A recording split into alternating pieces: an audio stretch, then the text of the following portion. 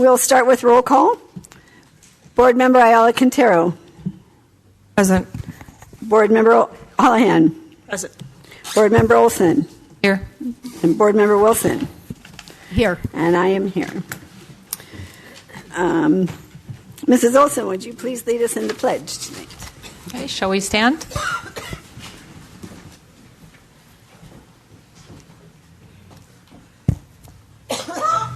I pledge allegiance to the flag of the United States of America and to the republic for which it stands, one nation, under God, indivisible, with liberty and justice for all.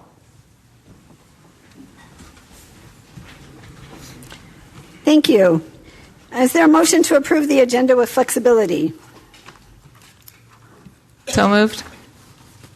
Do you have a second? Second. Thank you, Candy. Thank you, Jeanette. Any discussion? I'll call for the vote.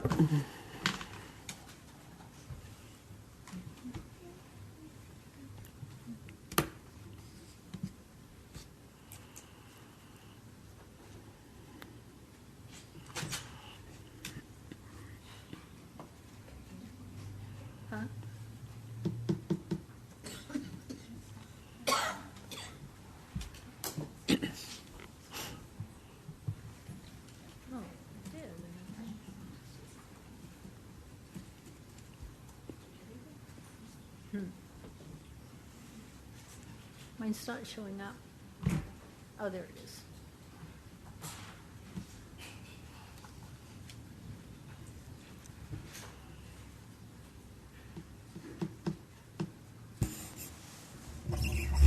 Patty, did you get it?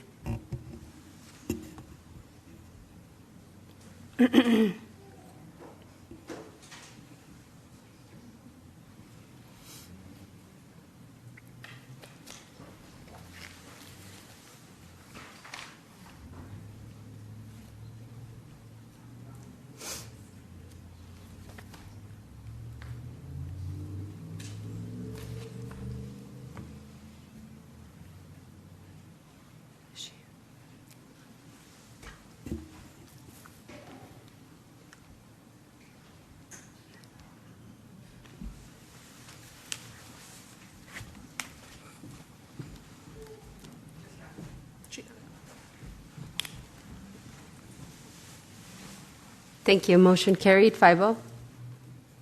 I have a motion to approve the minutes of the April 28th, 2026 board meeting. So moved.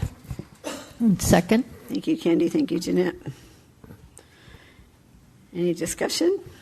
I did notice that there are no board committee comments. They're just missing.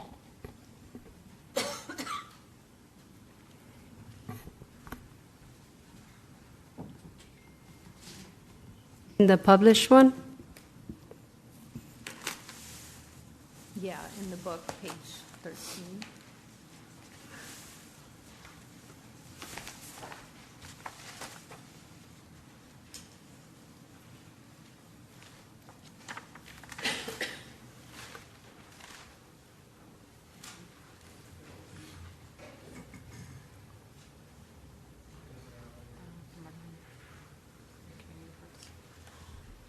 Okay. Yeah, I did see that. I think they're under the superintendent's comments. If you look, by mistake, they went to the one below, and Superintendent Cabral did not have any comments. My bad. I can rearrange it to put it under 9. Got it.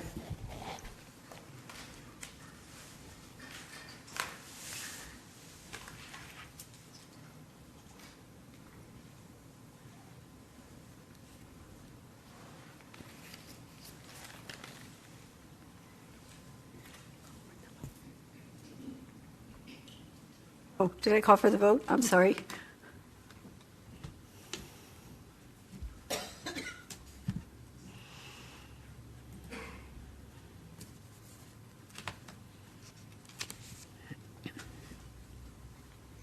Motion carried, 5-0. Thank you.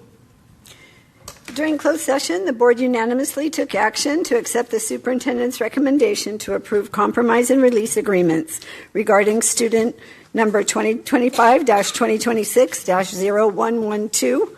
Services rendered pursuant to the agreement shall be funded by special education administrative funds. During closed session, the board unanimously took action to accept the superintendent's recommendation to approve compromise and release agreement regarding student number 2025-2026-1878. Services rendered pursuant to the agreement shall be funded by special education administrative funds.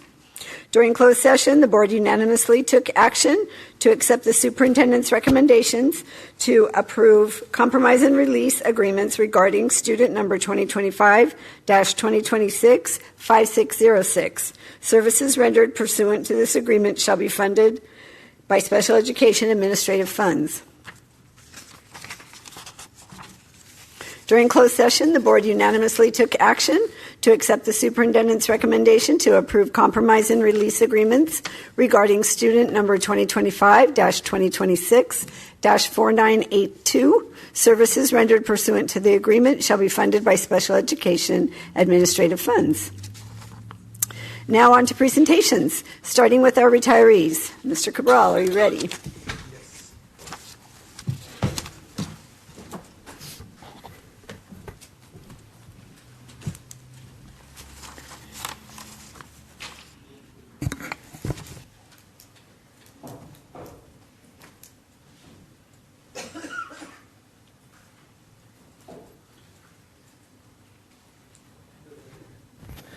Test. Okay.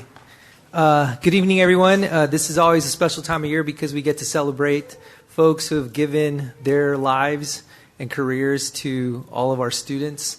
We not only appreciate you, but this is just a small token to say thank you as you go on into the next chapter in your life, which I know, we could say, is it going to be better? Well, I hope so, because you'll get to do whatever you want.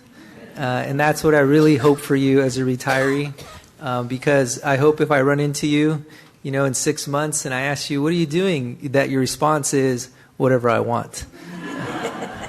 But the amount of students that have been impacted by everybody that you're going to hear about today is tremendous.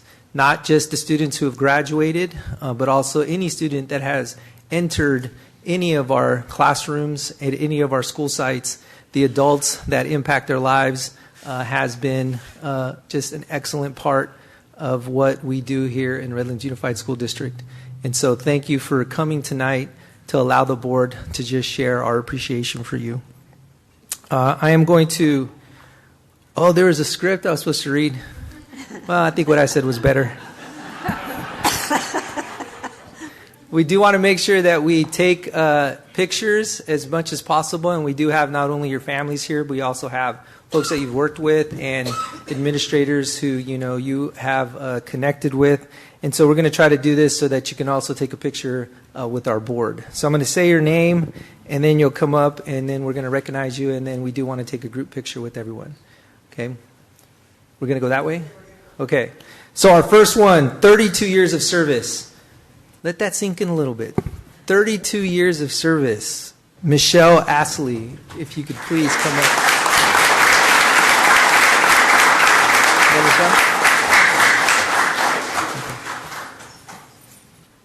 I'm going to say everybody's name, even if they're not here tonight, because I think they deserve to be recognized. And this is being cast around the world, and so whoever's watching right now is listening. Okay, 26 years of service. Julie Battler.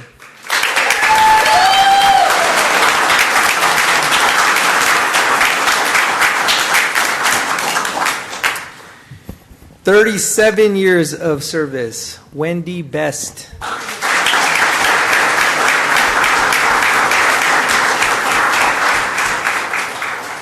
11 years of service with us, and I don't think he's here tonight, but Mr. Mark Blind, who retired a couple months ago, actually.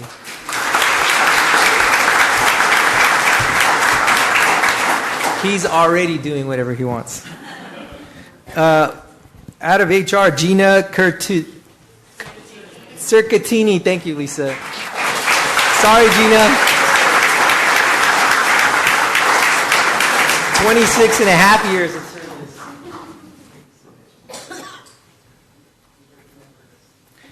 29 years of service, George Chavaria.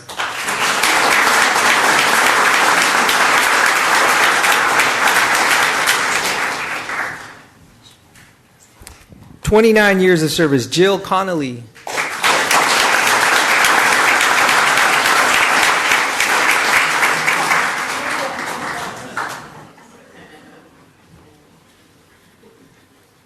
38 years of service, Colleen Duncan.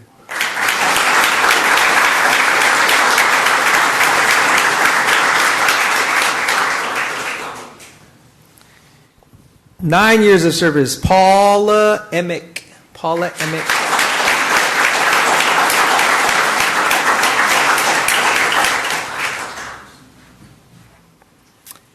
25 years of service, Denise Fee. Denise here tonight? No Denise. 19 and a half years of service, Danny Garcia.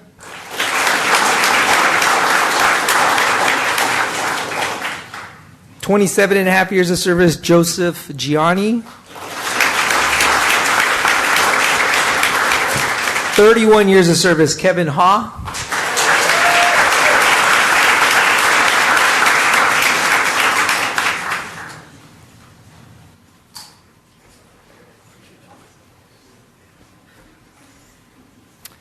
29 years of service, Christina Christofferson.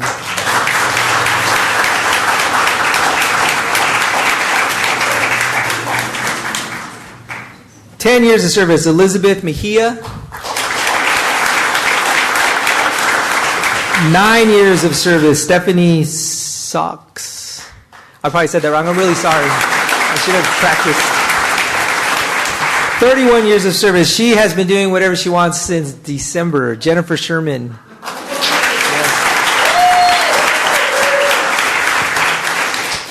24 years of service, Coach Robert Stengel.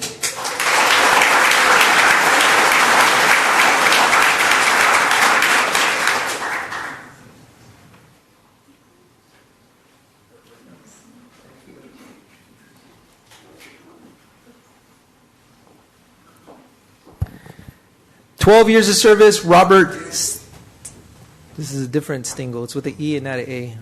Mr. Robert Stingle with 12 years of service. Guadalupe Stowers with 27 years of service. Melanie Tressler with, yes, it's all right. Melanie Tressler with 27 years of service. And then Director Joe Williamson, who has been doing whatever he wants for a few months now. 26 years of service. Congratulations to all of our retirees. You look great. You already look more relaxed. Okay, we're going to take pictures. Anybody who would like to come up and take a picture, please help yourself.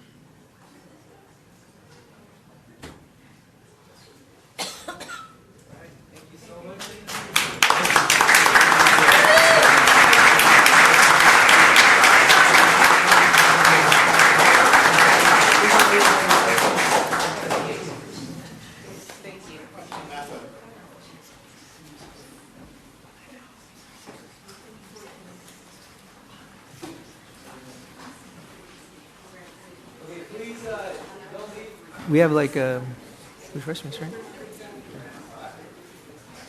We're going to have Jaden. You're after Jaden. So you're good.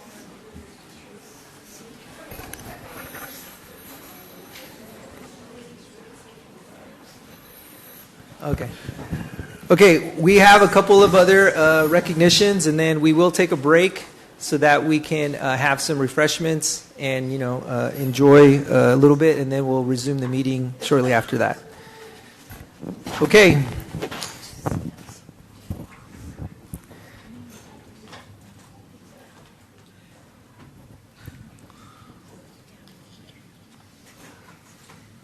I'd like to invite our Directors of Human Resources, Dr. Kim Liam, Mary Anderson, and Senior Director of Secondary Education, Jamie Kortz, to recognize our certificated and classified staff honorees.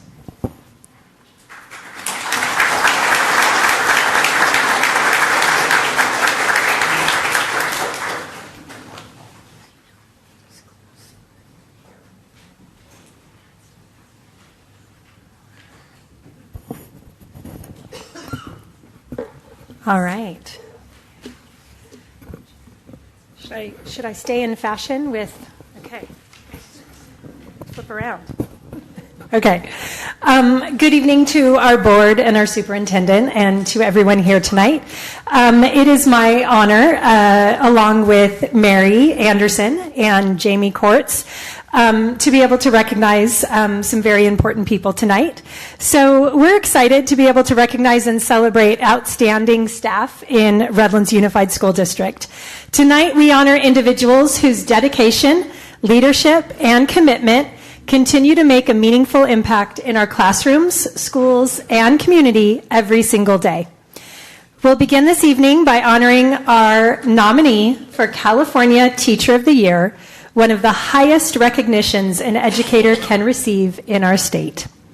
With more than 9 years of experience in secondary education, our nominee's journey reflects the power of perseverance, belonging, and a lasting impact on public education. As a former English learner and first-generation college graduate, she brings a deeply personal understanding of resilience and student support into her classroom each day. Through innovative instruction that integrates mathematics, coding, and robotics through the UC Davis C-STEM program, she has created engaging learning experiences that inspire students to think creatively and confidently.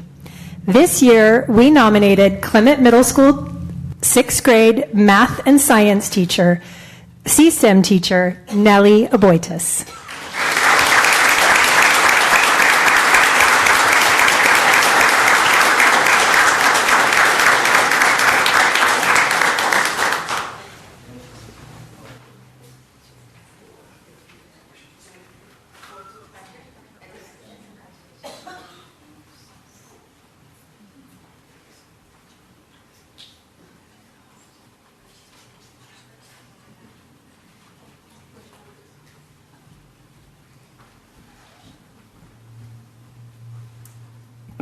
We'll now honor our 3 nominees for the classified California School Employee of the Year, a prestigious statewide recognition that celebrates classified employees whose dedication, leadership, and service make a meaningful difference in the lives of students, families, and school communities every day.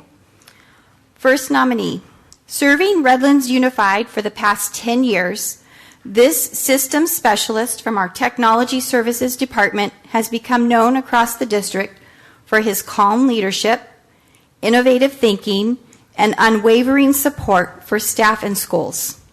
Nominated in the Technology Services category, he is recognized for helping lead major technology initiatives, mentoring colleagues, and consistently bringing professionalism, patience, and kindness to every interaction. Please join me in recognizing Marcus Dashoff.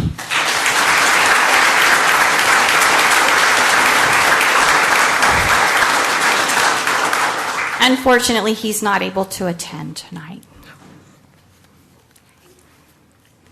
Okay, next. For the past 7 years, this instructional paraprofessional 2 in special education at Kingsbury Elementary School has made a meaningful impact through compassion, adaptability, and dedication to students. Nominated in the Paraprofessional Services category, he is known for creating positive connections with students and staff, supporting a strong school culture, and stepping up wherever support is needed, both on campus and throughout the community. Please join me in recognizing John J.P. Gutierrez.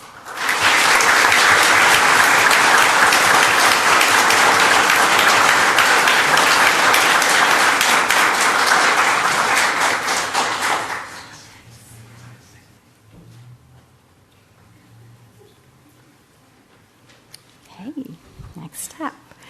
With 35 years of dedicated service to Redlands Unified, this carpenter in our maintenance and operations department has exemplified professionalism, craftsmanship, and pride in public service throughout his career. Nominated in the Skilled Trade Services category, he's respected for his reliability, leadership, and commitment to maintaining safe and welcoming learning environments for students and staff. Earlier today, he was also recognized at the county level and selected to represent San Bernardino County in the California Classified School Employee of the Year program. Please join me in recognizing Don Stutz.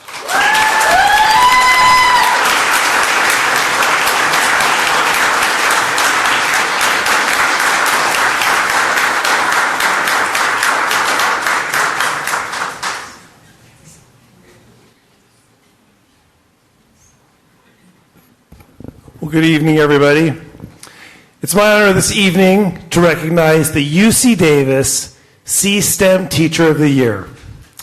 This is distinguished recognition that celebrates educators who demonstrate innovative and excellence in integrating computer science, technology, engineering, and mathematics into the classroom, while inspiring and empowering the next generation of learners. With more than 20 years of education experience, this fifth grade teacher at Kimberly Elementary School has transformed the way students engage with math, coding, and robotics through innovative C-STEM instruction. By integrating robotics and computer science every day, he's inspired students to think critically, collaborate, and develop confidence in the STEM-related fields. His passion for innovation, student engagement, and hands-on learning earned him the prestigious recognition of C-STEM Teacher of the Year. So please help me in recognizing Mr. Roland Hosch.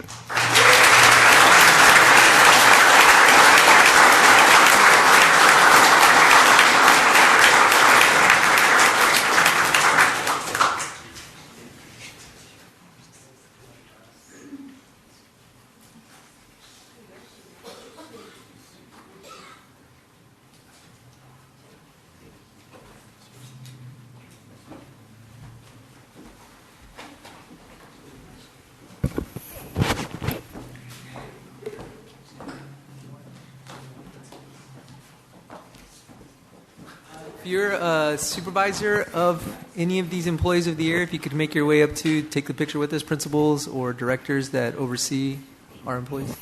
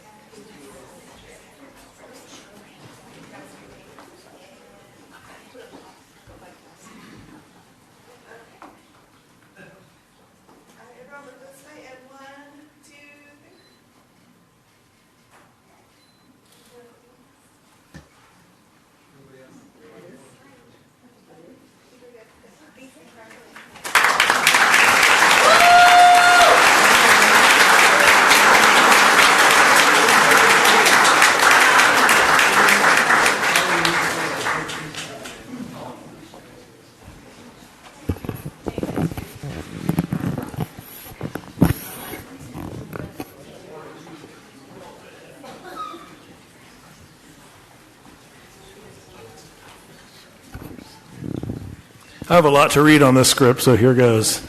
I'll go fast.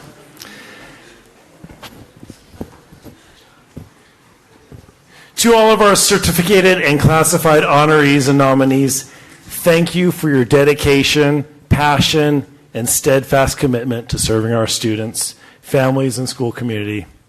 Your impact reaches far beyond the classroom and workplace, and your contributions continue to shape the future of our USD. Congratulations on a well-deserved recognition. One more round of applause.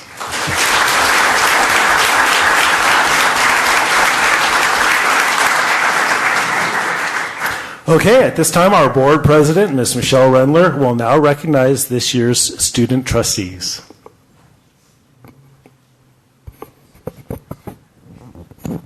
Thank you, Jamie. It is my pleasure to take a moment to recognize a truly special group of students, our 2025-26 student trustees. These student leaders play an important role in bringing the voice of our schools directly to the board. Their insight, perspective, and advocacy help ensure that decisions made at the district level reflect the real experiences of our students. This year, we were fortunate to have a strong and thoughtful group representing a great mix of both juniors and seniors. They attended meetings, participated in discussions, and brought forward meaningful contributions that truly enrich our work. The three student trustees, Bella Salazar from Redlands High School,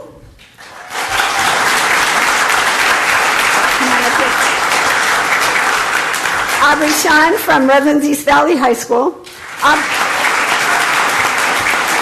Aubrey couldn't be here with us tonight. We wish her the best of luck. And Ella Ford from Redlands E Academy. Ella could not be here with us tonight as she is attending her final class at San Bernardino Valley College for her dual enrollment college algebra class. We wish her the best of luck on her finals tomorrow.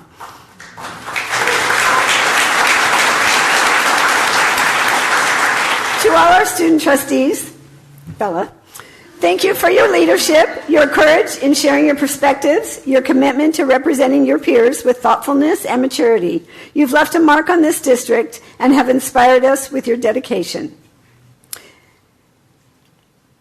At this time, I would like to invite our school site administrators to come forward for a group photo with our student trustee.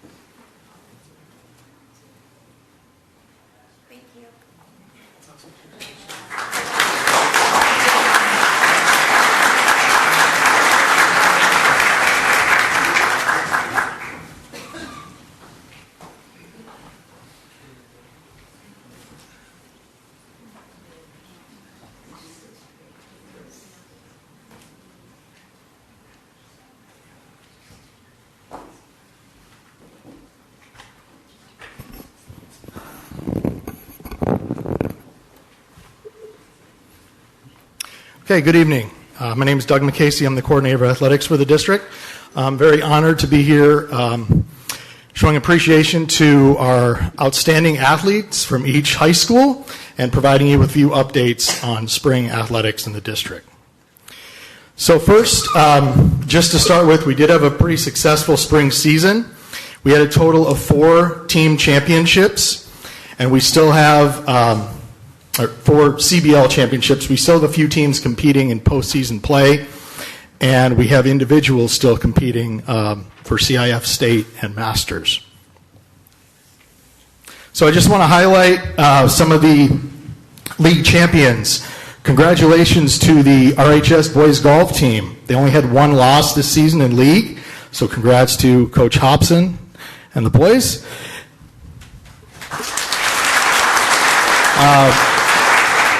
This is one that I repeat every year, and it's just an outstanding job that Coach Bailey and Coach Comedina do at RHS with boys tennis. Another undefeated season in league for them. So congratulations to them as well. The RHS girls swim team also went undefeated in the CBL, and they are 3-time champions, so congratulations to Coach Nolan Brown, who's here tonight, and the team. Nolan's brother Austin coaches the Rev team, and they won the boys championship for the league in swim for the first time in 16 years. So congratulations to Coach Austin and the Wildcats.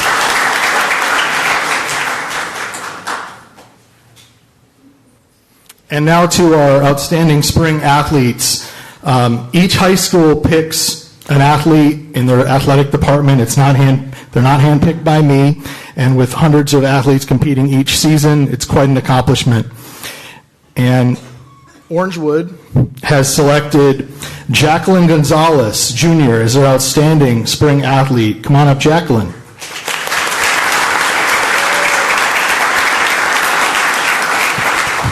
Jacqueline excelled in various sports at Orangewood, 5 total. She played flag football, softball, basketball, soccer, and she actually led them in flag football to their second straight championship in their league. She played running back and wide receiver and led the team in touchdowns, and she currently is off to a great start with their soccer team with a 4-2 record so far. Coach Perkins, who coaches every sport at Orangewood and is also their AD, he said she's been an amazing key contributor to their success in athletics. So congrats again, Jacqueline.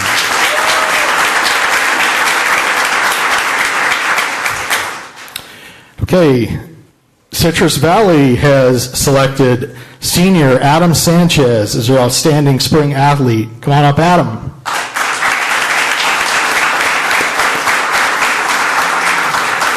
Adam is a 6-time varsity letterman in football and track. He had personal records this year, 20 feet in long jump. He jumped 41.7 in the triple jump and won 3 CBL dual meets this season in the triple jump. He also was, just when I spoke to coaches, they praised him tremendously for his physical abilities, mental toughness, leadership, and character. He has developed into one of their best field athletes. And Coach Werner had a quote. He's the main coach that works with Adam, said Adam's been a staple of this program since day one.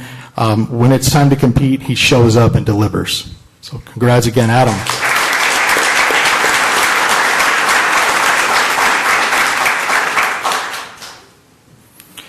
Redlands High School has selected Felicia Na as their outstanding spring athlete.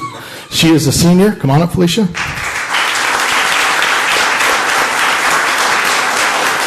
She is on the swim team I mentioned earlier.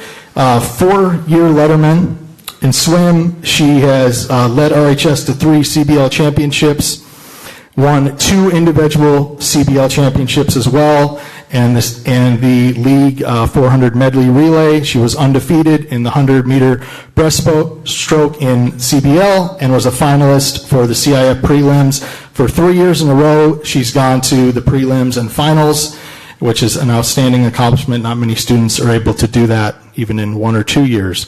She was honored by Coach Brown for her leadership, hard work, dedication, selfless attitude, and kindness. And an outstanding student, especially in the classroom. She has a 4.51 GPA, making her 36 in the class. It was quite a challenge to meet with her about this award because she's taking so many AP exams. So, outstanding job, Felicia.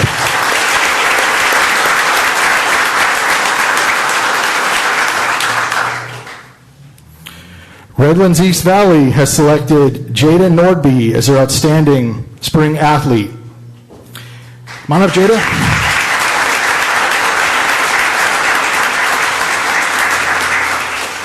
Jada's received 4 varsity letters in softball. She's the starting catcher. She helped lead the Wildcats to their first playoff berth in 7 years. They have a big game against Maricosta in the first round on Thursday night.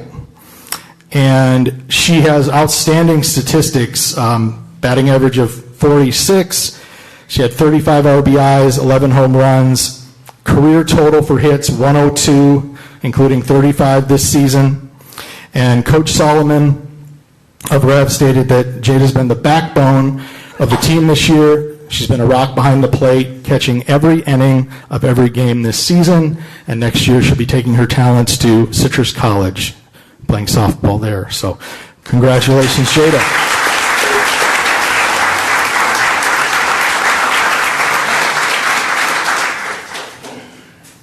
And just one final round of applause for outstanding spring athletes.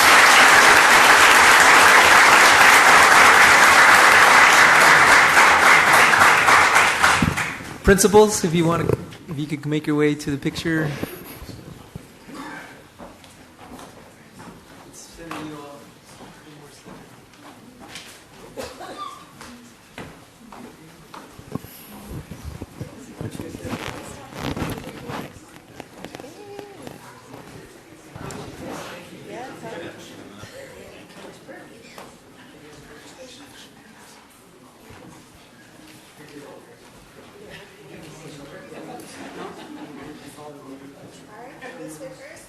And 1, 2, 3.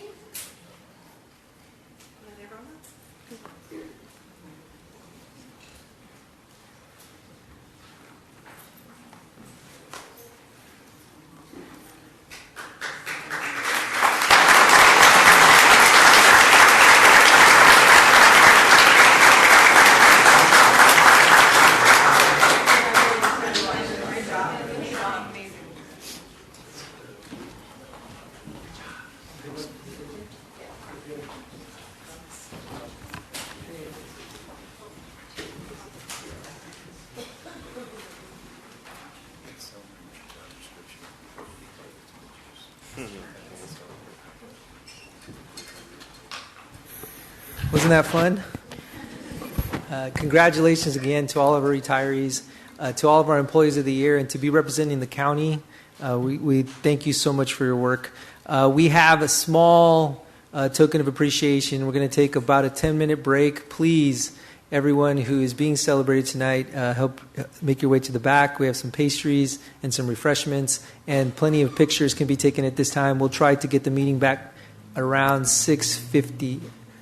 Okay, thank you so much for joining us this evening. Congratulations again to everyone.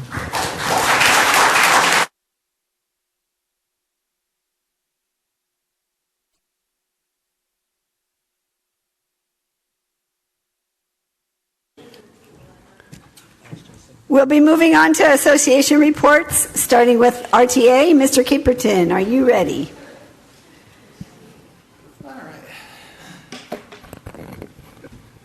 All right, good evening, board members, Superintendent Cabral, Cabinet. I would like to first start off by also thanking all of our retirees and our honorees today. It's really an honor to work with those people. I ran the numbers from RTA's current retiree list, and they come out to over 290 years of service experiences retiring this year. So it's a lot of institutional knowledge and a lot of hard work on these people, so I want to honor them. And as part of that, I wanted to invite the board on June 10th. We are having our annual retirement dinner at the Country Club. I'll be sending out formal invitations to all board members and cabinet members. It's on us. We like to invite you out to dinner, meet the retirees. If you've been before, it's a nice event. So we'll be sending that out. And then just real briefly, I just wanted to, I've been asked by several of our members who've worked with the Garner Holt Labs just to reach out to the board. I know one of the sites has actually raised a petition, but they have a concern that the Garner Holt Labs, when we've moved staff from the Garner Holt Labs full time, and I understand the rationale behind that, but they want to make sure that we protect the Garner Holt Labs as the investment that they are, and how impactful they've been on the lives of our students. And I'll say this as a teacher who's run just even a simple computer lab. There's a lot of work that goes in just keeping a computer lab operational. You'd be shocked at how much time it takes you just finding mice for your computers to keep them operational, or keep headphones. I can't even imagine if I'm operating CNC machinery or laser cutters and those kind of equipment. Those all require specialized training, and it requires personnel that are able to handle and maintain those labs. And so they've asked me just to express to the board that their desire that we make sure that those labs stay functional and useful for our students, because they were really proud of the work that happened there. And I would agree and just wanted to share that with the board. So thank you so much. Thank you, Steve. Moving on to RESPA. Ms. Brewster, are you ready? Good evening, board members, Superintendent Cabral, cabinet, and guests. First, I want to congratulate all of our retirees. Thank you for your years of service, dedication, and commitment to the students and families of this district. Enjoy whatever brings you joy, because you certainly earned it. This past Saturday, many of our members attended the Inland Empire 66ers games with their friends and families. It was wonderful seeing our education support professionals come together outside of work, building relationships, laughing, and simply enjoying the time together. Everyone who attended had a great time, and moments like these remind us that employees are more than workers. They are a community and a family. Next week, May 18th through the 22nd, is Education Support Professionals Week. This week is dedicated to recognizing the hard work classified employees who keep this district running every single day. We have some pretty cool gifts going out to our members next week as a small token of appreciation for everything they do. But appreciation should go beyond a gift bag or a week of appreciation. Last year, during Education Support Professionals Week board meeting, I asked the board if they knew the 9 career categories, career families of our ESPs. I think maybe one person might have said a few. Not many of you were able to answer. So tonight I ask you again, do you know who the 9 career families are? Hopefully you're paying attention. Do you know the child nutrition service workers who feed students every day? The paraprofessionals who support students academically, behaviorally, and emotionally. The custodians who sanitize and prepare campuses before anyone arrives. The clerical staff who are often the first face families see. The health technicians who care for sick and medically fragile students. The technology staff who keep classrooms connected and functioning. Transportation employees who safely get students to and from school. The maintenance and operations crew who repairs and maintains our campuses. Safety officers and campus monitors who help keep our schools secure. These are the people who make public education. Education support professionals are not extra. They are essential. When a student is hungry, scared, struggling, sick, dysregulated, or in crisis, ESPs, educational support professionals, are often the first to respond. When schools open in the morning and close at night, who's there? Educational support professionals. I ask the board tonight to not only recognize Educational Support Professionals Week with words, but with action. Learn who we are. Visit sites. Talk to employees. Understand the work being done every single day behind the scenes. Because when we value education support professionals, we value students. Thank you. Thank you, Liz. Lastly, we'll hear from Redlands Council of PTA's President Iwana. Are you here? No, not here. Okay. On to public participation. The Board of Education values the perspectives and participation of our community members. Public comment provides an important opportunity for individuals to share their views on district matters. The board encourages comments, feedback, and input from all voices in the community, including those who may have differing opinions and perspectives. The California Office of the Attorney General asked us to share that, in their view, matters pertaining to specific, identifiable students or any group of students should remain private to the extent possible. If you have a complaint about an employee or student matter, please utilize the appropriate complaint procedure, Contact Dr. Rudy Wilson, Assistant Superintendent of Compliance, who can assist you with the filing of any such complaint. As a reminder, not all speech is free from consequences, and since this is the board's meeting in public where minors may be present, we encourage all participants to conduct themselves in a civilized, non-threatening manner. Thank you for your cooperation and for contributing to a civil and student-focused discussion. Members of the public may address the board on matters within its jurisdiction by submitting a completed registration card to the clerk or designated staff member prior to the start of public comments on an agenda item. When called, speakers may proceed to the podium, state their name and trustee area, and speak for the allotted time. The amount of time will be announced by the board president before the first speaker begins and will not exceed 3 minutes. How many speakers do we have tonight? We have 10 speakers with a total of 12 items. For agenda items? Yes. So, okay.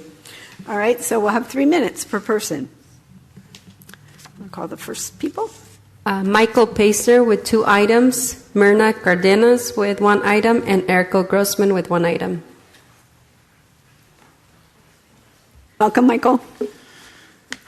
Thank you. Mike Paisner, Area 5. I didn't come here to talk about the Boys and Girls Club, but after talking to some concerned parents in line, I want to make sure that their questions get addressed.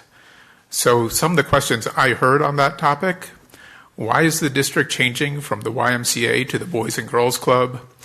How does this contract compare to the previous contract? Considering your financial challenges and layoffs, is this going to cost you more or less? And most importantly, what is the impact to the parents? Will there be the same number of spots available? Will services be provided on-site or off-site? Will parents be charged for services? And who are the people providing care? Are they screened, qualified, trained? I don't know if you appreciate how critical a service many parents consider after-school care, and having this change is making people very upset and very nervous. And they want answers about how this critical service is going to impact their day-to-day life. So hopefully before you vote on this, you'll take the time to answer some of these questions. Thank you. On the 250th anniversary resolution, I think I said everything I needed to say last time, and obviously it went unheard, as usual, because none of my concerns are addressed in the current version. Ms. Olson, considering your past behavior, I know you have no shame about promoting your religion in the school board. Your use of the words faith and values in this resolution is part of your larger agenda to introduce religion into schools, and it continues your troubling pattern, such as your campaign behavior, where you openly violated the law by having your church endorse you and campaign for you. And at the last meeting, where your largest campaign contributor came up here and advocated for teaching from the Bible. I understand you cannot conceive of others having a perspective or religion different than your own. Excuse me, that's not an agenda item. It is in the resolution. Her campaign and that's not an agenda item. When she introduces words like faith and values and tries to introduce her religion into this resolution, it is irrelevant. I just want to remind Ms. Olson that as a member of the public school board, you are the state, and your attempts to inject religion into public schools are illegal. The other problem with this resolution is its attempt to paint our nation as perfect, deterring people from looking at our history honestly and critically. While our country has much to be proud of, it is not perfect. Only by looking at history and our present circumstances honestly will we as a country have any hope of making improvements. Our 250th anniversary is an important opportunity for us to engage in self-reflection as a country, but this resolution does not encourage that. In fact, it does the exact opposite. It ignores both the shortcomings of our past and the challenges we currently face. I fully expect this resolution will pass because no one wants to be labeled as unpatriotic. But the truth is, the words in this resolution only divide us further. And while that isn't surprising coming from you, it is still appalling. Thank you, Michael.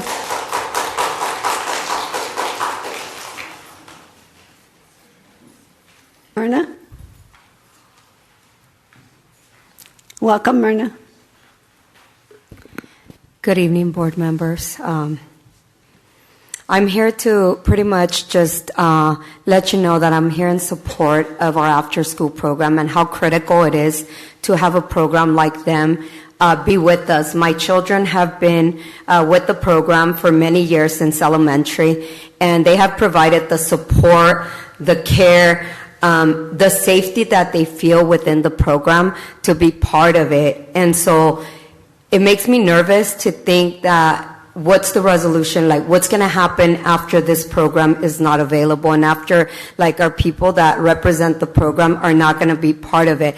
Our kids already built a relationship with them and they feel safe within the program. So I'm just nervous that where is this going? What's going to happen now that it's not going to be available? I know that you're bringing Boys and Girls Club, but how is that going to look? We don't know. We don't have the information. We haven't been disclosed none of that. So I'd really appreciate more answers to the matter, and that we reconsider the program like the one we currently have, because it has been very supportive and great for our students. And so, thank you. Thank you, Myrna. Welcome, Erico.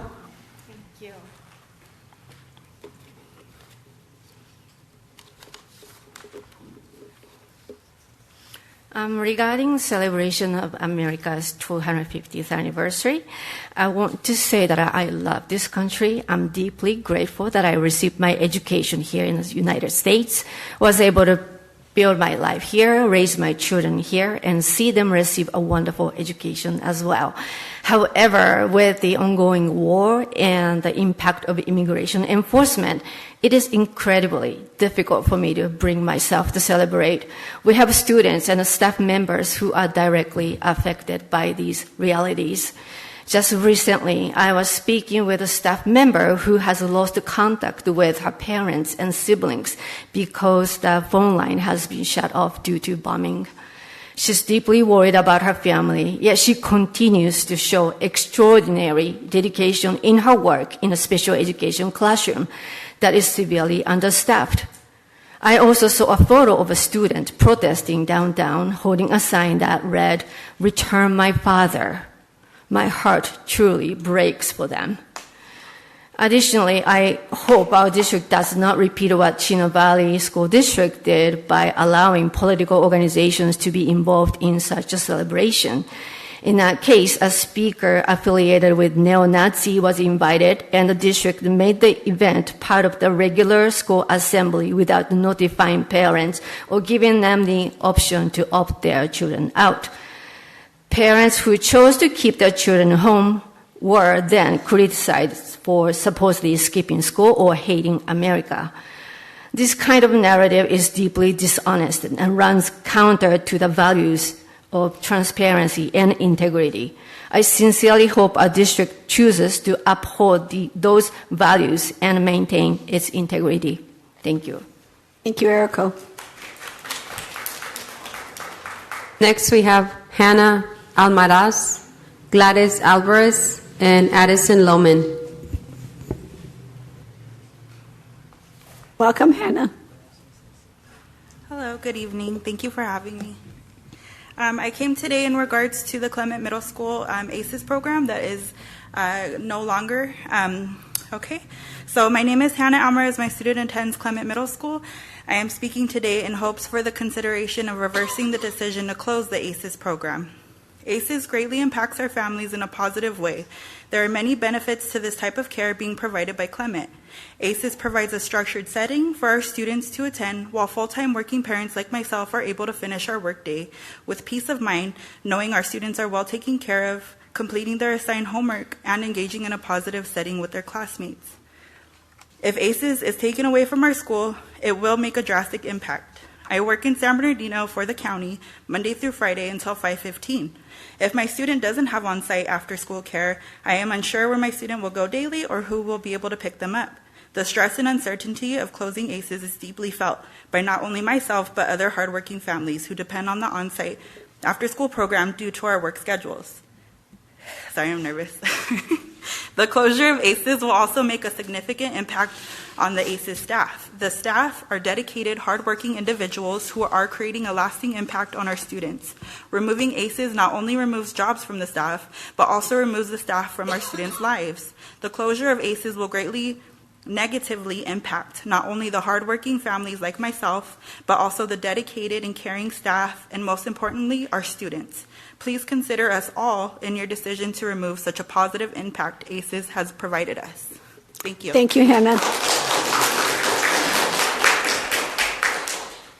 I know this is not quite the order, but I did want to get permission from the board to address at least the ACES program component because I know we have several speakers. Would that be okay? I would say it'd probably be best just to wait, just because I don't want this to become a common practice. But if the majority of the board is fine with it. There's passionate parents, and I really want to respond to it because they've been misled, and I really would like to clarify it. But I can wait. I just thought I'd do it right now.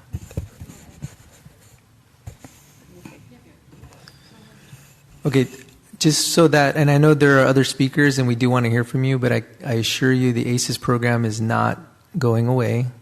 Okay, we will have after-school programs at our sites where we have after-school programs right now. There is no cost to our parents. There was some information sent out by the YMCA staff today that I believe was a little misleading because it included that ACES program was going to be discontinued, and that is not accurate. What is accurate is the board is considering a partnership with the Boys and Girls Club. We currently partner with both YMCA and Boys and Girls Club. If you have YMCA at your site, then you wouldn't be familiar with Boys and Girls Club, but they very much support after-school programs at other sites. What we are recommending is that we have some of our YMCA sites shift to Boys and Girls Club. And those sites that have Boys and Girls Club right now are doing extremely well and have participation that is, if you are familiar with anybody that's at the school, for example, Beatty has Boys and Girls Club, over 100 kids participate.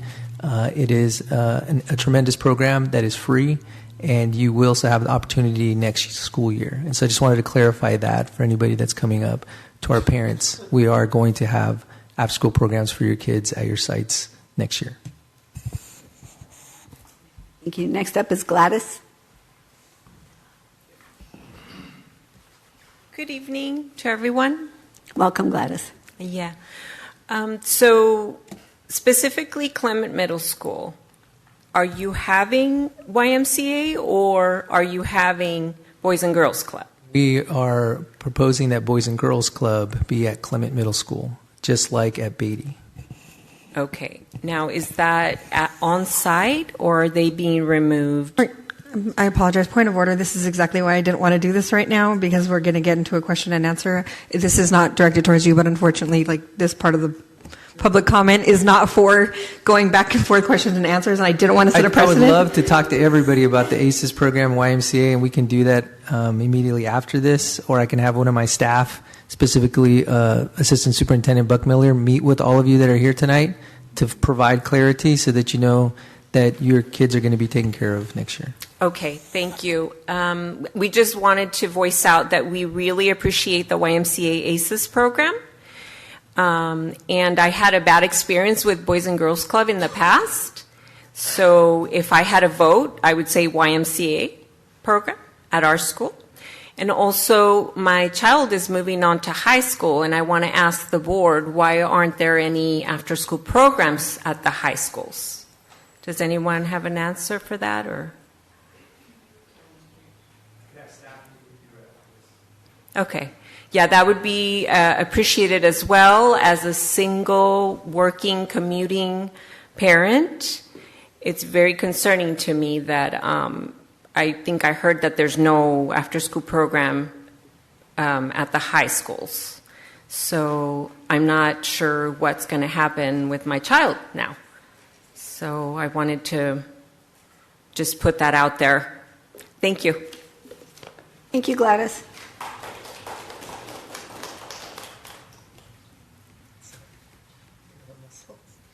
Addison? Welcome, Addison. Hello, my name is Addison Lohman, and I'm a sixth grader at Cope Middle School. I will be talking about Section 15D, and I'm in Trustee Area 2. My understanding is that YMCA will not be at all campuses next year. I have been going to the after-school care at my elementary and middle school. YMCA has been the provider at both.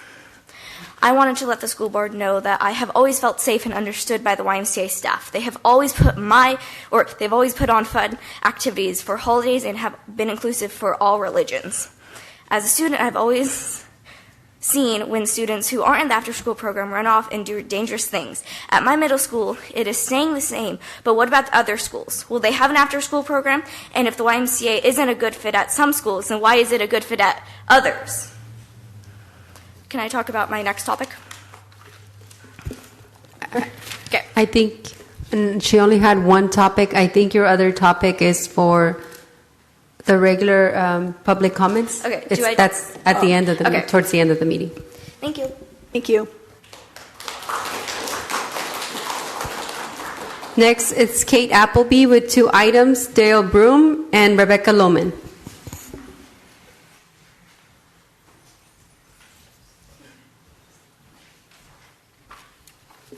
Good Kate. evening, board. Kate Welcome.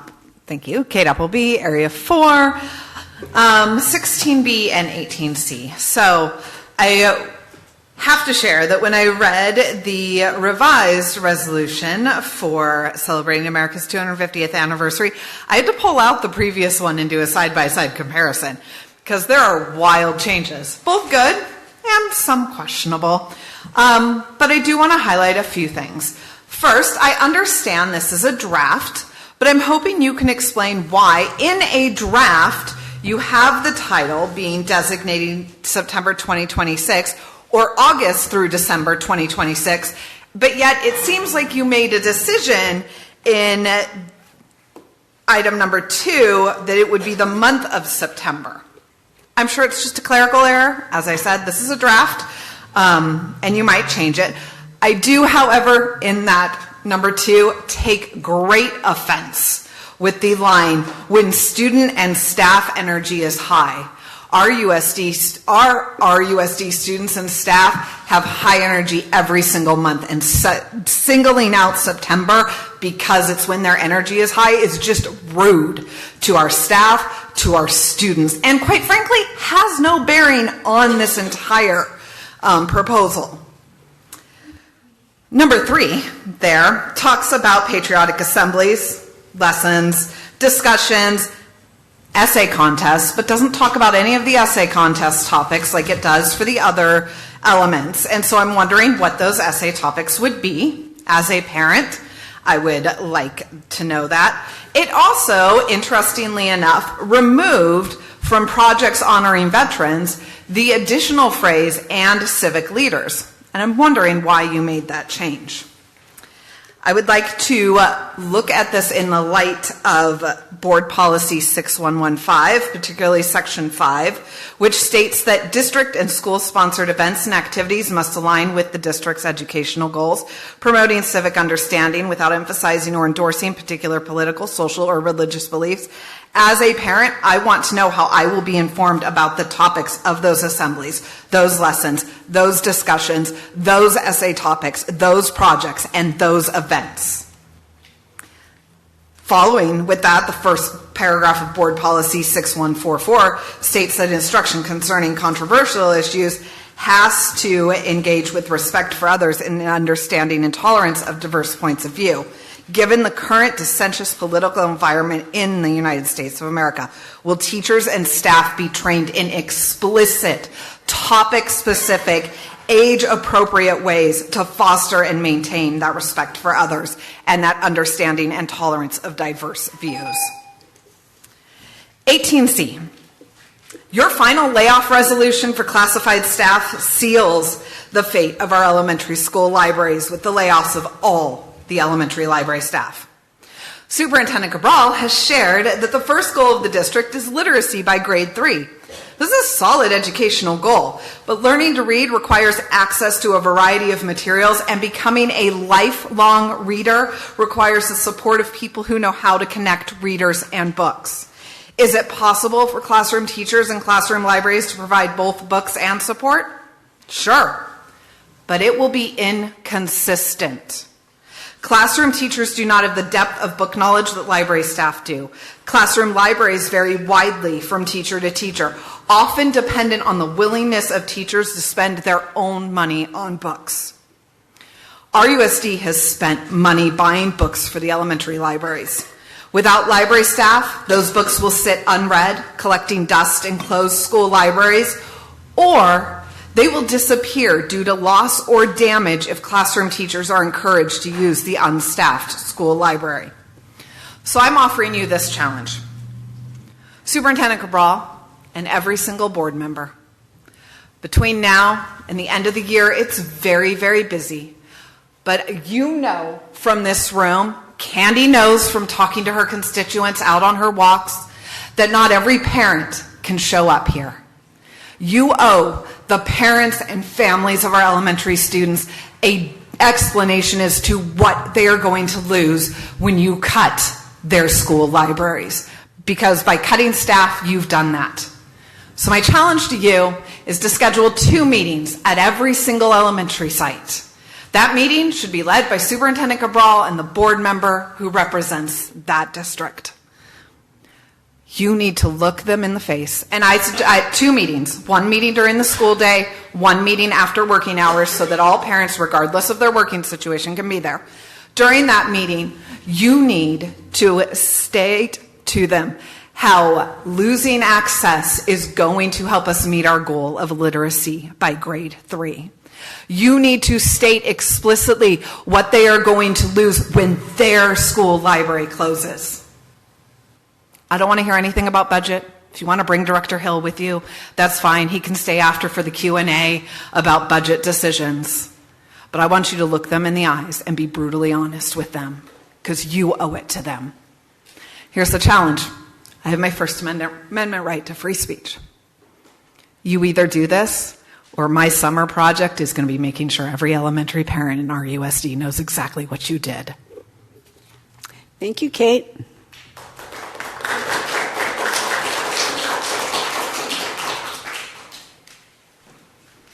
Hi, my name is Rebecca Lohman. I'm in trustee area 2. My daughter goes to Cope Middle School. I just want to clarify the reason we're here tonight is to support YMCA. We weren't provided false information. I have a very clear email that indicates that some of the provider is going to change at some sites from YMCA. It's not going to affect my daughter, I guess, directly. That YMCA will still be the provider at her site. But she felt that it was important to tell the board how much YMCA has been a positive impact, and you guys were able to hear from her. So I don't want there to be any disparaging remarks about what YMCA told people or how people understood that. I wanted to make it very clear that that was the information I was provided. But I will say that she has consistently been at YMCA after-school programs on campus. Consistently, those providers have provided her substantial amount of support, not just academically, but emotionally. They've communicated with me when there's been, any kind of issues going on that I needed to make sure she was safe. I knew she was. I imagine that another after-school provider can guarantee you guys or say the same thing, but what I will say is what I think is really important for our students is that they have consistency. Middle school students are kind of difficult, being a first-time parent of one, seeing them have connections with those staff members at YMCA is, I think, really important. And I think if we start to change around who's providing that after-school care, it is not going to obviously impact those immediate school sites, but also like what YMCA has to do as far as laying people off, moving people around, things like that. So it's going to impact all of your students, likely, I would assume. But for those, like just watching outside, it wasn't, the YMCA leader for my daughter's campus, but I could see the kids out there communicating with her, talking to her. And again, like I will say, there was not false information presented. It was very clear that there was a shift in provider. But I think what you're losing is that you're losing those connections that those students have with those staff members that they've already made. And as we all know, middle school is a really rough time for kids. They have a lot of changes going on with them and with their peers. And so if we can provide them some kind of consistency, I would really urge the board to do that. So thank you. Thank you, Rebecca.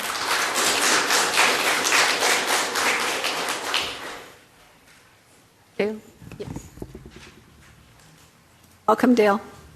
Thank you, Board. I'd like to address Agenda Item 16B, and I want to bring this to I want to urge the Board to adopt this resolution to recognize and celebrate the 250th anniversary of our nation. History warns us that the average duration of a republic, form of government, is 250 years. This is a landmark that our nation has achieved of going 250 years. There's no guarantee that we're going to exist as a republic and as a nation in 50 years from now. Okay, there's no guarantee that that's happening. In fact, history would predict that it's not going to last. So this, it reminds me of a quote that is given by Benjamin Franklin on the 17th of September in 1787, as he was walking out of the Constitutional Convention. A lady asked him, named Elizabeth Powell, "What form of government have you given us, Dr. Franklin?" And he said, "A republic, if you can keep it." And this is a very important statement because it is not guaranteed that we can keep this republic unless we transmit to our future generations a love for this nation and a respect for its foundation and a support for our constitutional form of government. And Ronald Reagan also made a very important statement. He said, "Freedom is no more than one generation away from extinction." And that is something that why we need to celebrate this 250th anniversary. This next generation needs to have a love for this country, a patriotic view of this nation, and we need to instill in them a strong sense of that and a commitment to our country. And I want to urge our teachers, our administrators, and our principals to make great opportunity of this event to celebrate this by teaching our kids about the freedoms, the rights that we have as a people that are guaranteed in our Constitution, and also the foundations of our nation, which is "In God We Trust." It is a message that is our national motto. I know some people don't like that, but it is our national motto. And to say in our resolution here that faith and conviction were important to our founders in the founding of this nation, it would be an absolute denial of truth.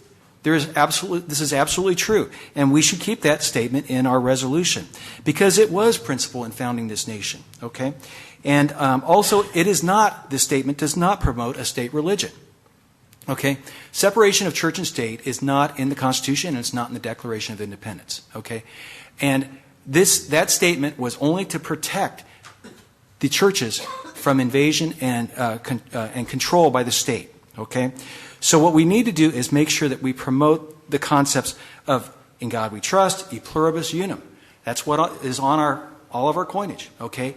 "In God We Trust" and "E Pluribus Unum" from many... Thank you, Dale. Thank you. Next, it's Gracie Beltran, and that's our last speaker. Welcome, Gracie.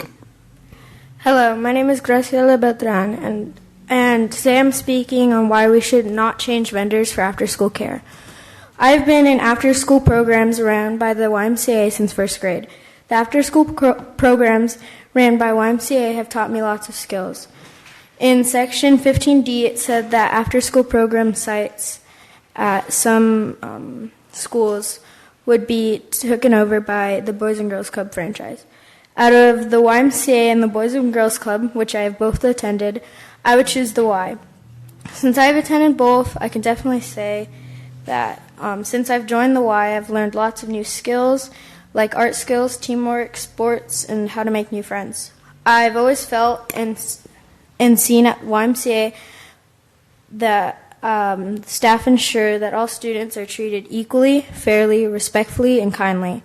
YMCA staff have helped me on countless different things and have always been supportive and caring.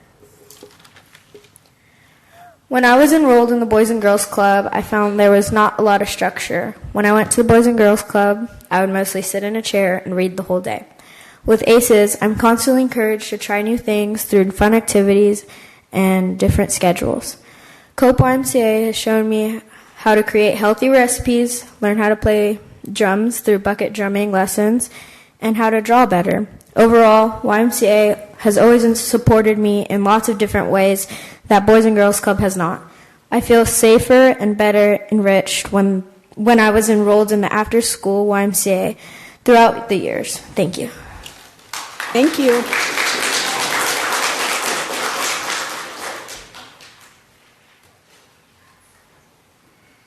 All right, moving on to board committee reports. Any board members have a committee report? We didn't meet. No meeting, no report. Just to remind everyone that tomorrow night is Evening of Excellence for CRIROP at San Bernardino Valley College, 6 p.m. Thank you. Melissa, did you have anything? No. Okay, Mr. Cabral, do you have anything to report? Yes, I wanted to update the board on artificial intelligence. It's been a couple of months since I've heard a request from the board for a presentation, and that has not been forgotten. We're close to getting that presentation in front of you. We have done a lot of work to finalize a recommendation as to the levels of AI we want to provide for our students, which includes parent input, staff input, and then some research from our professionals. We are probably maybe the second meeting in June, I think, we'll see a presentation. Jamie Quartz is really helping with that, along with Deputy Hill, who is helping ensure that we listen to as many folks as possible to really make a strong recommendation. We know that there is a concern that the younger the student is, the more dangerous it might be to give them access to artificial intelligence in the form of whatever form you can think of, but we actually have partnered with, it's escaping my mind. Who are we partnering with? Gemini, thank you. Gemini for students. And we've been using Gemini for staff, and we actually have the contract for students also. We just have not pressed go on that. And so you could be looking forward to a recommendation of, for example, none for elementary school, middle school, maybe only the upper grades, 7th or 8th grade, and then high school. And then we would give you the reasoning for that and where we got our information so that you feel strong about where that has, been obtained. The other concern that I'm hearing from parents is that AI is being used too much by staff, and they feel like sometimes it feels like their teacher is AI. I push back on that a little bit because in meeting with teachers, I don't think that it's being used in a way that is that alarming, but we can provide some information on that also. And so I just wanted to make sure the board knew that it wasn't something that we forgot about, that we are just preparing for that in the coming meetings. Thank you. Moving on to business services consent items. Mr. Hill, any changes or additions? No changes or additions tonight. Is there a motion to approve business services consent items as listed under 13A through 13L? So moved. I'll second.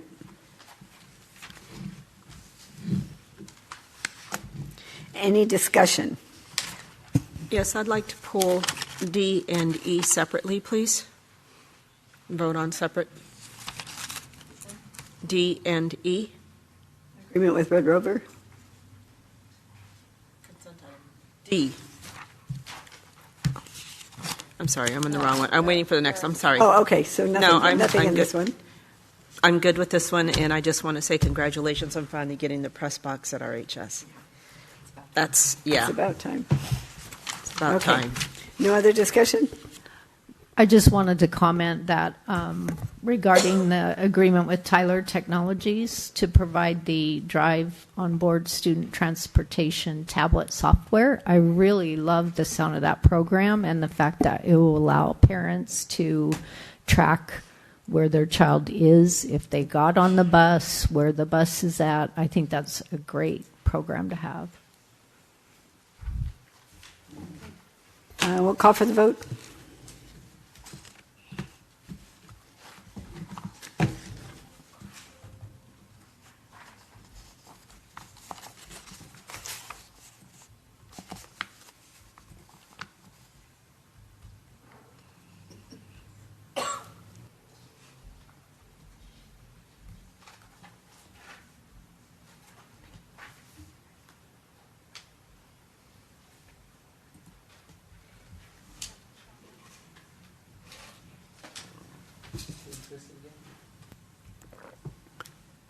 Missing one vote. Press the show vote. At the top, press the show vote.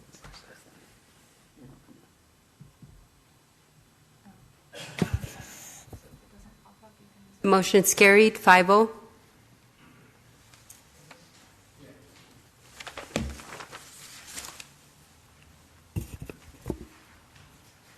Tonight we don't have any business services action items, so we'll move on to educational services consent items. Mrs. Buckmiller, any changes or additions? No changes or additions tonight. Thank you. Is there a motion to approve educational services consent items as listed under 15A through 15E? Moved. Second. Candy, thank you, Jeanette. Did I get that right? Yeah. Okay. Okay, any discussion? Yes, wondering if we can go ahead and vote on D and E separately, please.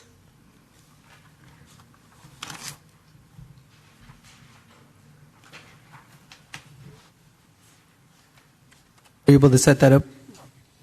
I think so. So on this vote, we're going to be voting for, everybody will A, vote. B, and C. Yeah, got it. And the other ones are all just separate. Everyone will vote separately on D and E.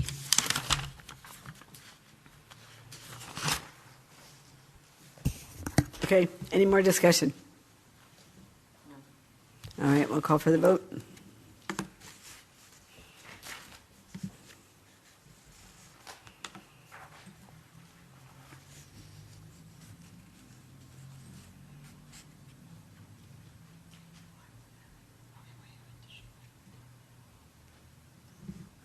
This motion's carried, 5-0.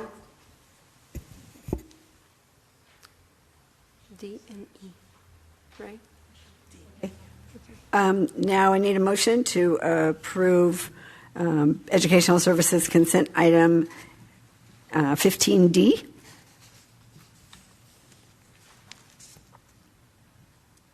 Do we have a motion? So moved. Okay, do we have a second?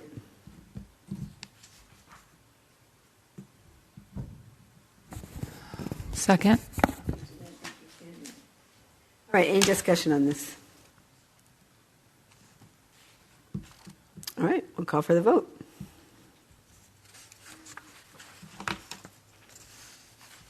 Do you see it? I just named, it's 15D. Did it pop up? 15D. Okay.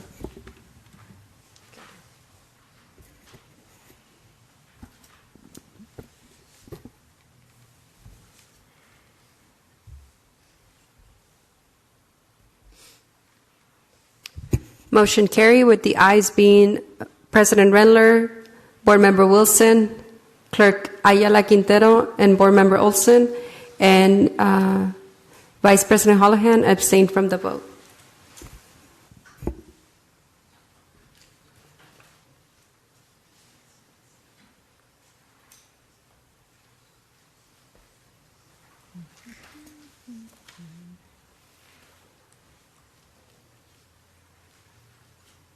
Okay, Do I have a motion to approve the memorandum of understanding with the Boys and Girls Club?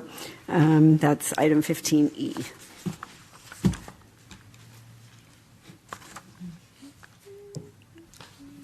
So moved. A second? A second. Thank you, Candy. Thank you, Jeanette. All right, any discussion? All right, we'll call for the vote.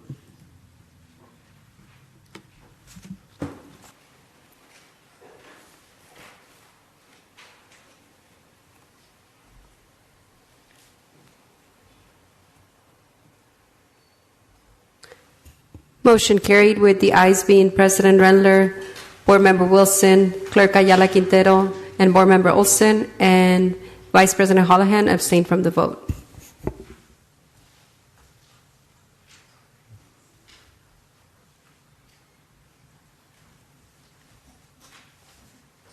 All right, now action items under educational services. Mrs. Buckmiller, any changes or additions? Not tonight, thank you. Thank you.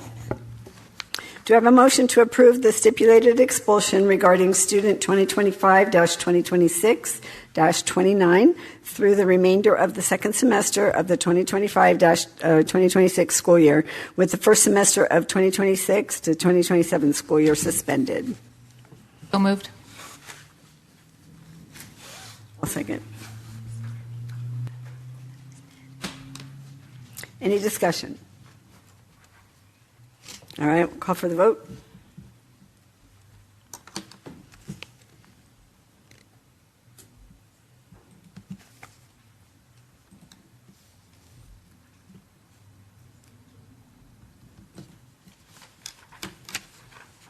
Motion carried 5-0.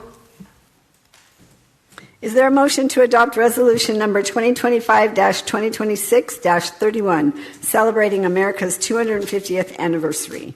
So moved. A second. Candy, thank you, Jeanette. Any discussion? I just have a couple of questions. I would like to know if we can move this to a committee, because I feel like I would like to have actual conversation about this, and I don't know that we're going to be able to get this done in the 20-minute mark that we have, and I would like this to not drag on all night. So I was hoping we could take this to committee. I wasn't able to I had something come up, and I wasn't able to get my recommendations in, and they've since changed since the original. So I'm hoping that I can work with somebody on this to work on some of the language. I feel like some of it has had a semantic shift, and I would like to make sure that this language is inclusive of everyone, and I would like just to work on this with somebody. Well, since the school year is almost over, I think it would behoove us to have the conversation here so that we could move forward quicker. I mean, I could meet with somebody tomorrow. It's not like I'm not asking for weeks ahead. I mean, I'm ready with my changes, but I just don't think. You know what you're.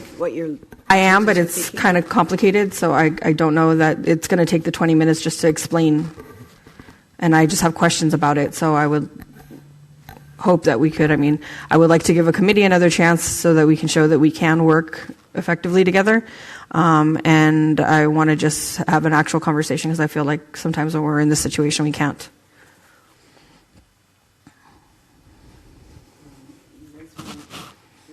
Right here, right now? Yeah, I think Or that's do the you wanna best idea. take Let's it just to get it committee? done so that we can have it more time for preparation. But am I going to be withheld to a 20-minute time standard when I'm genuinely saying I need more time than that? Okay, thank you. You want to start? Yeah, no, I can start, absolutely. So I went through it, and I went through the updated one so that I wasn't, wasting time. But in the second paragraph, I do think that there is some question about the guided by faith and conviction, and I would like that changed to driven by profound conviction and the pursuit of liberty. There's a lot of cross-outs. There's a lot of slight changes. So what I would like it to read as, whereas the founders, driven by profound conviction and the pursuit of liberty, established a nation dedicated to self-governance and the unalienable rights of all as articulated in our founding documents. And it was missing the word "and" after that.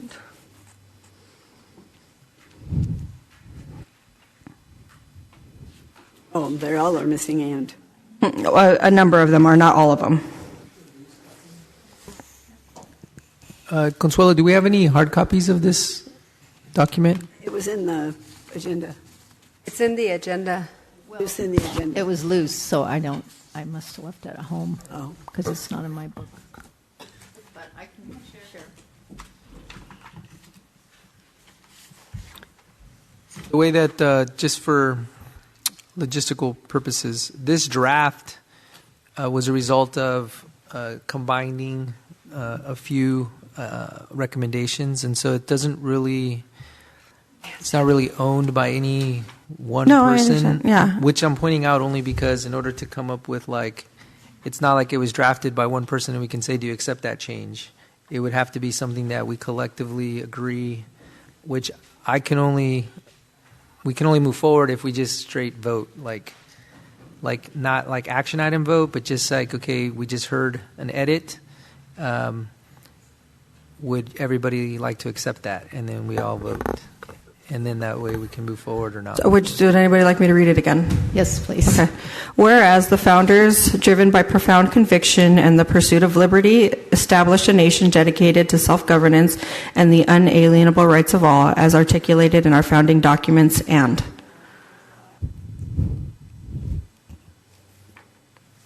it just kind of rearranges a couple of things. I'm okay with that. So you're taking out the word faith?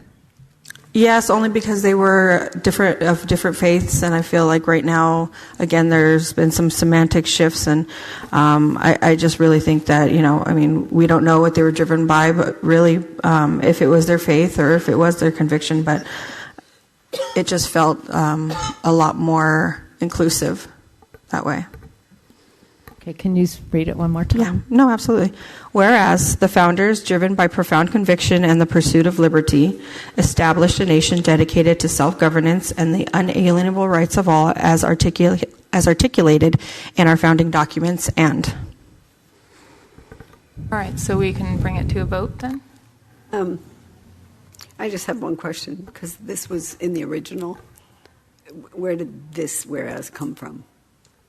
There were 3 different submitted drafts. One came from Member Olson, Member Wilson also provided, and then President Rendler provided.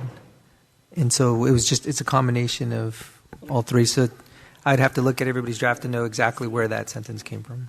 But everybody's here who helped, so you could say, well, you could say your opinion on whether you accept that, don't accept that, and then we do need to just ask if there are at least 3 of you that agree with it or don't agree with it, and then we can move on to the next.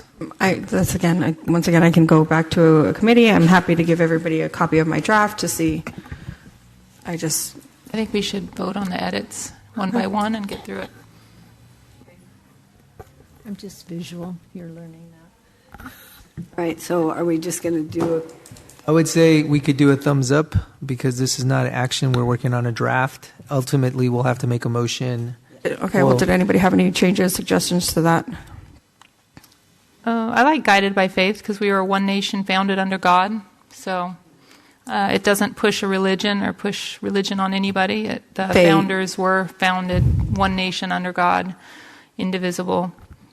So I like it. So I would put my thumb down on the recommendation. I prefer to keep it how it is. And I'm okay to change with the comments from Melissa.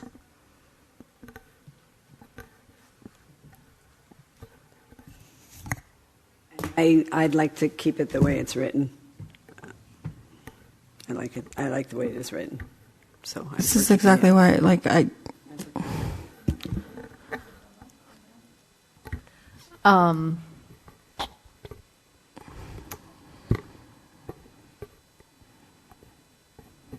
I guess, my preference would be to keep it the way it is. So I'm sure I would like to vote on this. I would like this to move forward with everyone's blessing, and I would really appreciate if we had an opportunity to discuss this. And we are one thing in, and we're already having an issue, which is why I would like to sit down and have a discussion. I don't want to have this discussion on the dais when it's going to take forever. Well, the problem with that I see, Melissa, is you can only have the discussion with one other board member, right? Yeah. I'm happy to give my notes to someone else. I mean, if Patty wants to do it, I'm happy to do that. And I don't think what did it take us, an hour when we did it the last time? I don't know, but I can guarantee you I'll probably have comments, though, when it comes back. So that was my thinking. Why not just do it now?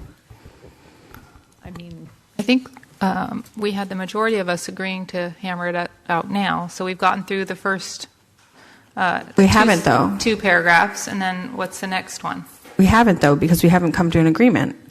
We had a majority in agreement to leave it how it is. So how is it going to be phrased? How it is. It's going to stay. Add Now, the word "and" at the end. what about because your it's next missing the "and." suggestion? Oh, okay. Is there any point to this then? Yes. We don't There know is. what you have to add. Okay. What's the Sure. next one? So I don't like this pledge their lives. They didn't sacrifice themselves. So why is that staying in? Where? Which In the first paragraph. first one? Pledged their lives to establish. Oh, the second one. Okay.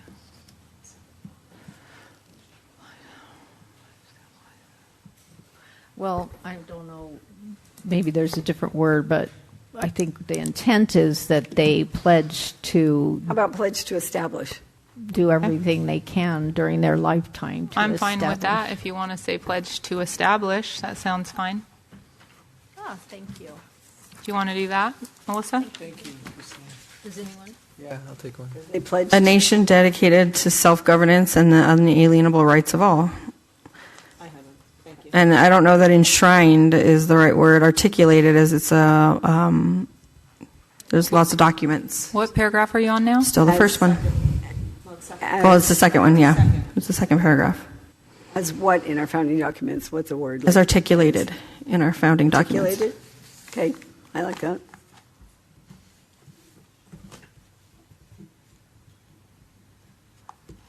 Are you guys okay with that? Yeah, I'm fine As with that. articulated in our founding documents? And whereas Americans' history is one of perseverance, sacrifice, and achievement, in which generations of patriots have defended our freedoms, advanced prosperity, and upheld the blessings of liberty. I did have changes on that. Whereas America's history is a 250-year narrative of perseverance, sacrifice, and either great or significant achievement, during which generations of Americans from all backgrounds have defended our freedoms, worked to broaden the reach of blessings of liberty, and the blessings of liberty is, since it's taken from a document, it should have quotations in it. I'm sorry, can you Yeah. read that one? Whereas America's history is a 250-year narrative of perseverance, sacrifice, and great or significant achievement. I didn't have a preference on the word. During which generations of Americans from all backgrounds have defended our freedoms, worked to broaden the reach of blessings of liberty, and. I like generations of patriots, but all the other changes I don't mind. I feel like generations of patriots is a very loaded word right now, and patriots is a very loaded word right now. Being patriotic?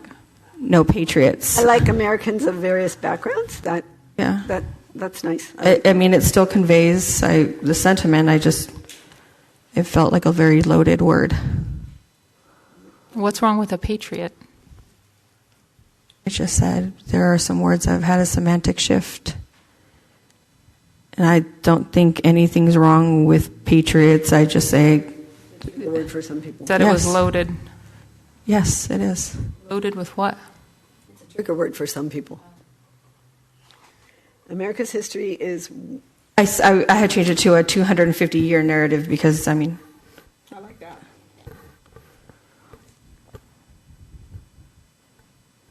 Because it's not just. I'm not married to it. It was a suggestion. I just thought it sounded nice. Read it one more time, please. I don't think I like that word narrative. Like it sounds. It's a story. I mean, it's a story that we didn't. I mean, all of it's a narrative, really. Yeah, I don't really like the word narrative either. Sounds odd. America's 250-year history. America's history. It already says history in front. There you go. America's 250-year history. Oh, to put So it in then front. we Okay, how about America's history encompasses 250 years of perseverance, sacrifice, and great and significant achievement. Okay, I like that. Say it again. America's history is one of 250 years of perseverance, sacrifice, and achievement.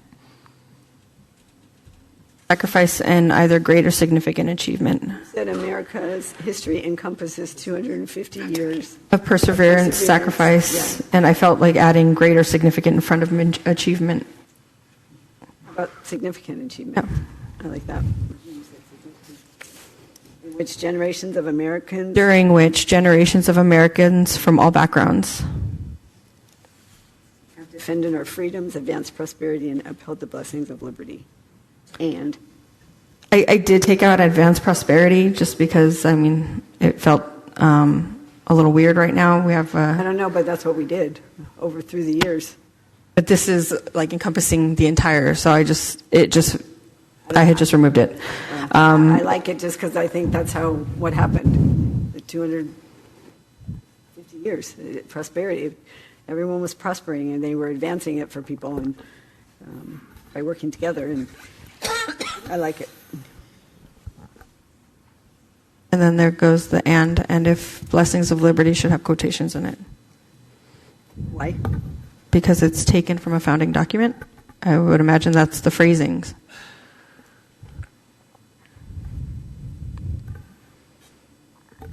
I didn't take that from any document, so it's taken from a. It wasn't intended as a quote, so I wouldn't recommend the quotes. Okay, so that one reads, whereas America's history encompasses 250 years of perseverance, sacrifice, and significant achievement, during which generations of Americans Of all backgrounds, of many backgrounds? All. Of all backgrounds? I had us all. Okay. Defend our freedom, advance prosperity, and upheld the blessings of liberty. And? Are we okay with that? Okay. That works for me. All right, we're good. Next, whereas instilling respect for our flag, Constitution, and founding principles in each new generation is vital to persevering the Republic and its values. So I have, whereas cultivating a deep understanding of our Constitution, national symbols, which would include the flag, but it would also include things like the eagle, the olive branch, the arrows, it was kind of all-encompassing. So whereas cultivating a deep understanding of our Constitution, national symbols, and founding principles in each new generation is essential to the health of our Republic and the preservation of its democratic values, and... I really like to keep respect for our flag in there. I don't like removing that. Our American It's cultivating a deep understanding of our national symbols. I just like it to say our flag. Do that and then say, and respect for our flag? Yeah. And respect for our flag? Well, that's why this flag is a national symbol, but there are multiple, so we're limiting this to the Constitution and the flag. No, I liked the part that you said without taking out the flag, adding what you said. Symbol, I can't remember how you say it again. Whereas cultivating a deep understanding of our Constitution, national symbols, and founding principles in each new generation is essential to the health of our Republic and the preservation of its democratic values, and... Yeah, so I think we need to leave the respect for the flag in there, either on the back end or the front end. I mean, then I would think it would need to go after either the Constitution or the national symbols. Now, when you say that part about the national symbols, put it right after that. And respect for the flag. And I like the word you added about understanding the Constitution. Cultivating a deep understanding of our Constitution. Mm-hmm. I like that. I mean, it's important to note that this is just a resolution to celebrate the 250th. So, like, every little, Rayla, did you get that? word isn't quite. I'm sure she'll go back. Okay. Well, Do you want me to that's read it what again? I was thinking when there were some comments from the public. This is not meant to be a history lesson. It's just meant to recognize that we've come this far, and it's not meant to indicate that everything's perfect in our country, but that we've come this far and made a lot of achievements, and that the schools will do something to teach the kids that and acknowledge it. But we should recognize, but we should also recognize, like today too, and look at everything, recognizing the 250 years. But when you say this isn't a history lesson, I mean, this quite literally says that there will be lessons on it. We're going to celebrate a lot. I couldn't hear you. When you said that this wasn't a history lesson, quite literally is description of how this is supposed to be a lesson, include lessons on. No, she's talking about this resolution. So This is a document, but Yes. each school site can determine how they want to uphold this, whether read it's that a whole thing lesson. again? Yes.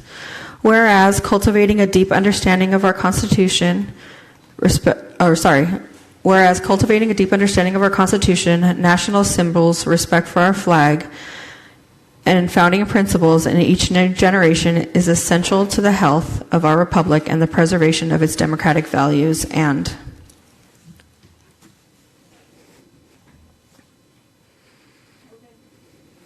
We're good? Okay.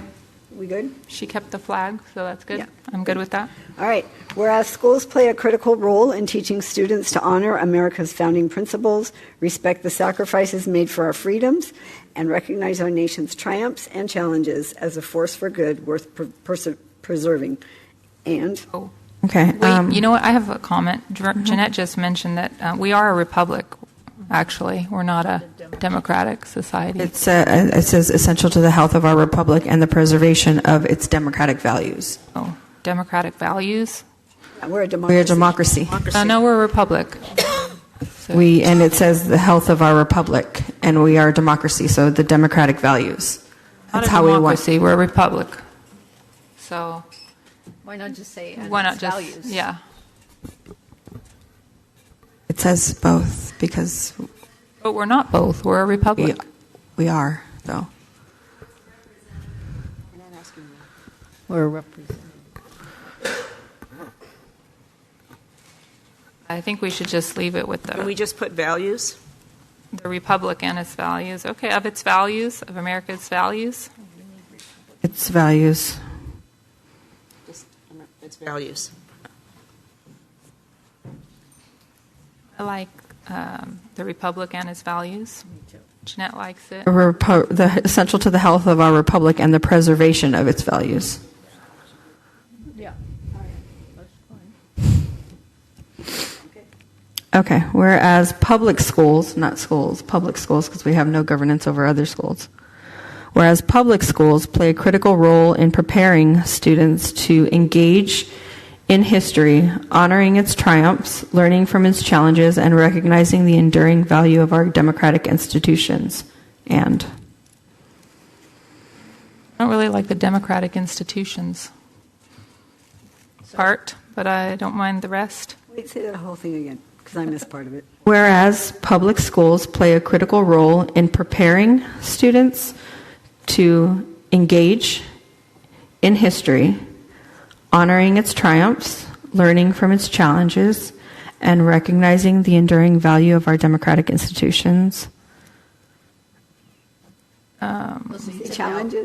Learning from its challenges. Teaching students to honor America's founding principles was removed. Respect for the sacrifices, was that in there? It was simplifying, honoring its triumphs, learning from its challenges. It was just simplifying it. I like teaching students to honor America's founding principles. I think that's important because we teach the students. But I think it goes further than that. We're supposed to prepare them to engage with society. How about teaching and preparing students to honor America's founding principles? Honor and engage. I liked what you had said. No, I didn't write it all down. Something about engaging in history. Something. Engage in history, honoring its triumphs, learning from its challenges, and recognizing the enduring value of our democratic institutions. And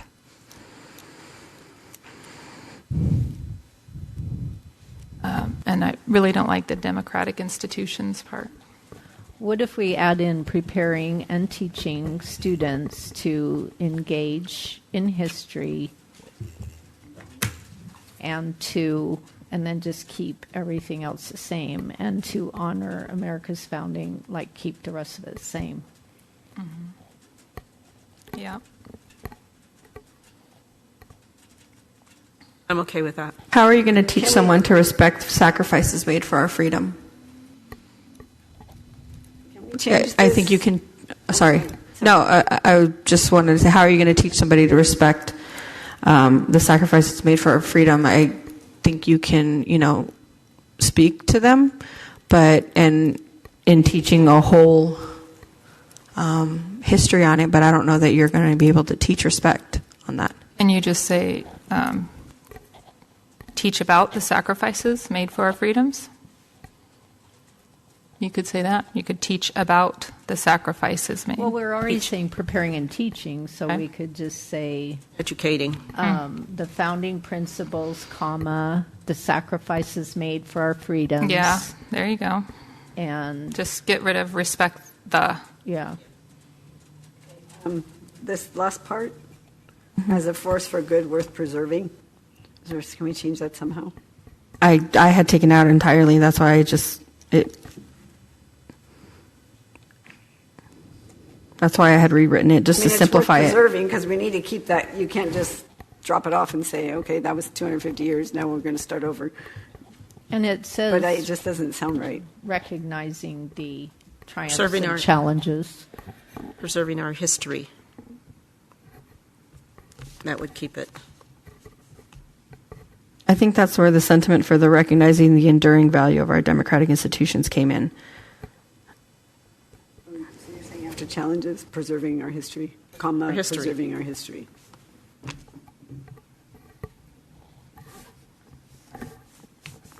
Read that all, make sure it sounds right. I think I kind of lost where it was. Do you kind of have it? I don't. Okay. Public schools play a critical role in preparing and teaching students to engage to engage in history and to honor America's founding principles, the sacrifices made for our freedoms, and recognize our nation's triumphs and challenges. Preserving our history. Wait, what was the last part? Preserving our history. And preserving our history. Preserving our... Well, we don't... Recognize our nation's triumphs and challenges, comma, preserving our history. No, I think, to me, the intent of it is to show that it's... I think you said something about it, Melissa, that it's worth preserving. I mean, I like that. Like, I can't remember what you said, but... I didn't say that. That was the original. No, I mean, I thought you said something similar. But I think... I had said my original was honoring its triumphs, learning from its challenges, and recognizing the enduring value of our democratic institutions. Yeah, that I liked, except enduring values of our republic. But we live in a... That's not... I'm not... Can you help me understand that? Because we live in a democracy. That's how we all got elected. Like... No, we live in a constitutional republic. I'm going to... I think this is probably one of those situations where it's going to be a semantic shift, and I would You could just put America in that place. If I could just add, we are both, technically. And so I don't know that we want to maybe argue like either one, but we have a representative democracy, which is a republic, okay, which you can Google it, you can chat GPT it, whatever you want. In the end, we're both. Okay. So I don't know what we want to include in here, but I don't know that we want to spend a lot of time just kind of arguing. No, yeah. The one right before it, we can say preserving the republic and our democratic process or something, if you want to just put them both in there. Sure. So they're both there in the one before that. Maybe just recognizing the enduring value of our institutions.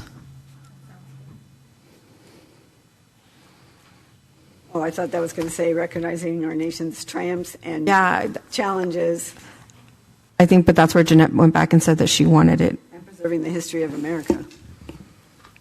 I want it to still reflect hope for preserving the good things that we've been able to do in the 250 years that we can. Yeah, because it says recognize our nation's triumphs and challenges, preserving the history of America.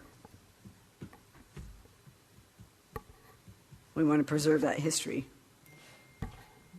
Can't really preserve history. You recognize it and you honor it and you preserve it and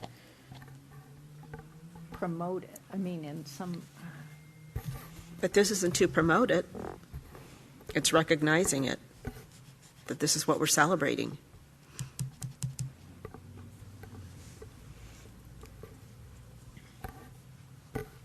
Recognizing our nation's triumphs and challenges. Remember, this is just a resolution. I mean, we're not working on a board policy, so we just want to It's just celebrate. as valuable, though. Recognize our It's very nation's valuable, but I'm triumphs. just saying, like, the exact minutia of words isn't really that important. It's the idea of doing a celebration for our schools and for the 250th. The sentiment is still there. I think I would just like to. Just like People are going to look at it. recognize our nation's triumphs and challenges and preserving the history of America. It's like good with that. I'm good with that. History is history. Well, we do have to preserve our history so we don't repeat it. It's history. Sure. I'm fine with it. Dr. Jeanette. And in the next one, democratic principles is in that last one. So I had changed it to process. democratic process. Yeah. Okay, let's read that one. Okay. Are we all okay with the other one? Sure. Yes. This one just says, whereas the Redlands Unified School District is committed to excellence in civic education, historical literacy, and fostering active student participation in the democratic process, as exemplified by our participation in Civic Learning Week and Civics Day. Okay with that. Whereas the Redlands Unified School District is committed to excellence in, so it takes out strengthening, excellence in civic education, historical literacy, and crossing out student engagement, fostering active student participation in the democratic process, as exemplified by our participation in Civic Learning Week and Civics Day. Logistically, we're saying a couple of different things. We're at that point now where the couple of ideas that are kind of drafted at the top is to either have a month Right. where sites will choose where in that month they will have a recognition. Then the other recommendation was to have sort of the whole semester from August through December for sites to choose when to do that. And so when we say Civic Learning Week and Civics Day, that is not going to match necessarily. And so it would either... I think that's really showing just that we continue it on. It's not. It's Well, exemplified Well, through our yearly. that's what I was going to suggest, that we just, that maybe it say something as demonstrated through activities such as Civics Learning Week and Civics Day, or as demonstrated through recommended activities in, or something like that, where it doesn't, where you don't read it and say we're having a civic learning, like there's a specific week or a day. That's good. That's fine. Okay.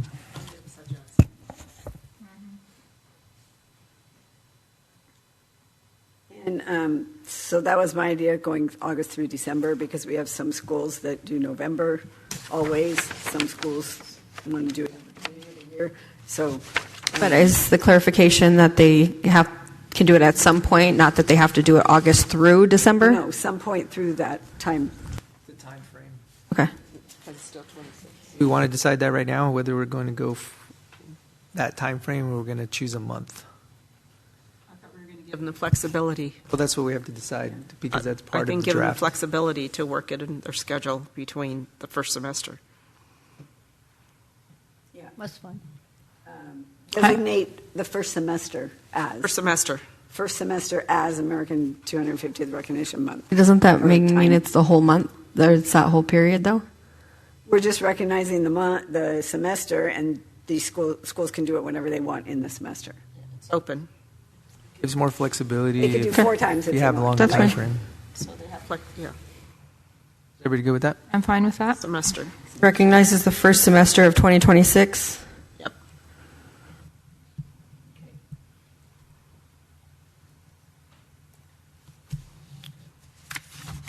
And it could say as recognition of America's 250th year or something. I don't know, because we're not going to say month, because it's not. We're not doing it.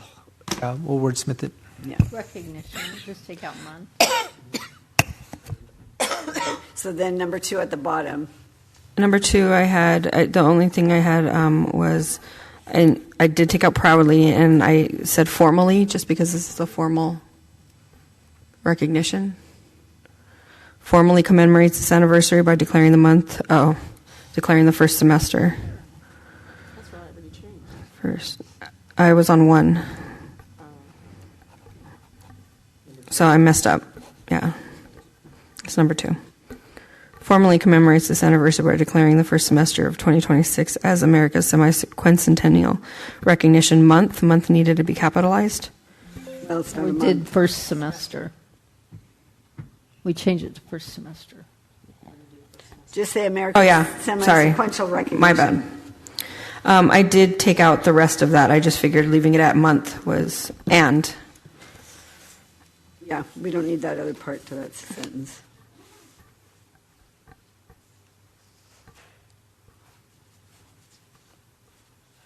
Okay, what's the next one? I think it got cut off. Expect schools to engage. And can I just, so you took out everything after recognition? Yeah. I would just like to say for the public comment, the only reason I inserted student and staff energy is high is because of the comments we got at the last meeting that we don't want to rush our teachers and students during the end of the year when there's so much going on. So it's not meant as anything negative at all. It was meant to give them time, but taking it out is fine with me. Okay, so then number 3, I just have, instead of expects, it's encourages schools to engage staff and students and families in age-appropriate opportunities to explore America's history and milestones such as assemblies, in-depth study of the Constitution and founding documents. I'm just going to read it, so I'll start over.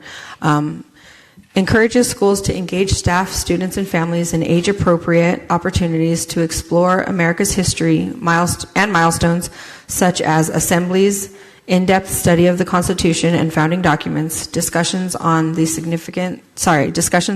history and evolution of self-governance, essay opportunities, projects honoring American heroes, events highlighting the contributions of diverse Americans, including those of various cultures, ethnicities, and social backgrounds who have shaped our nation.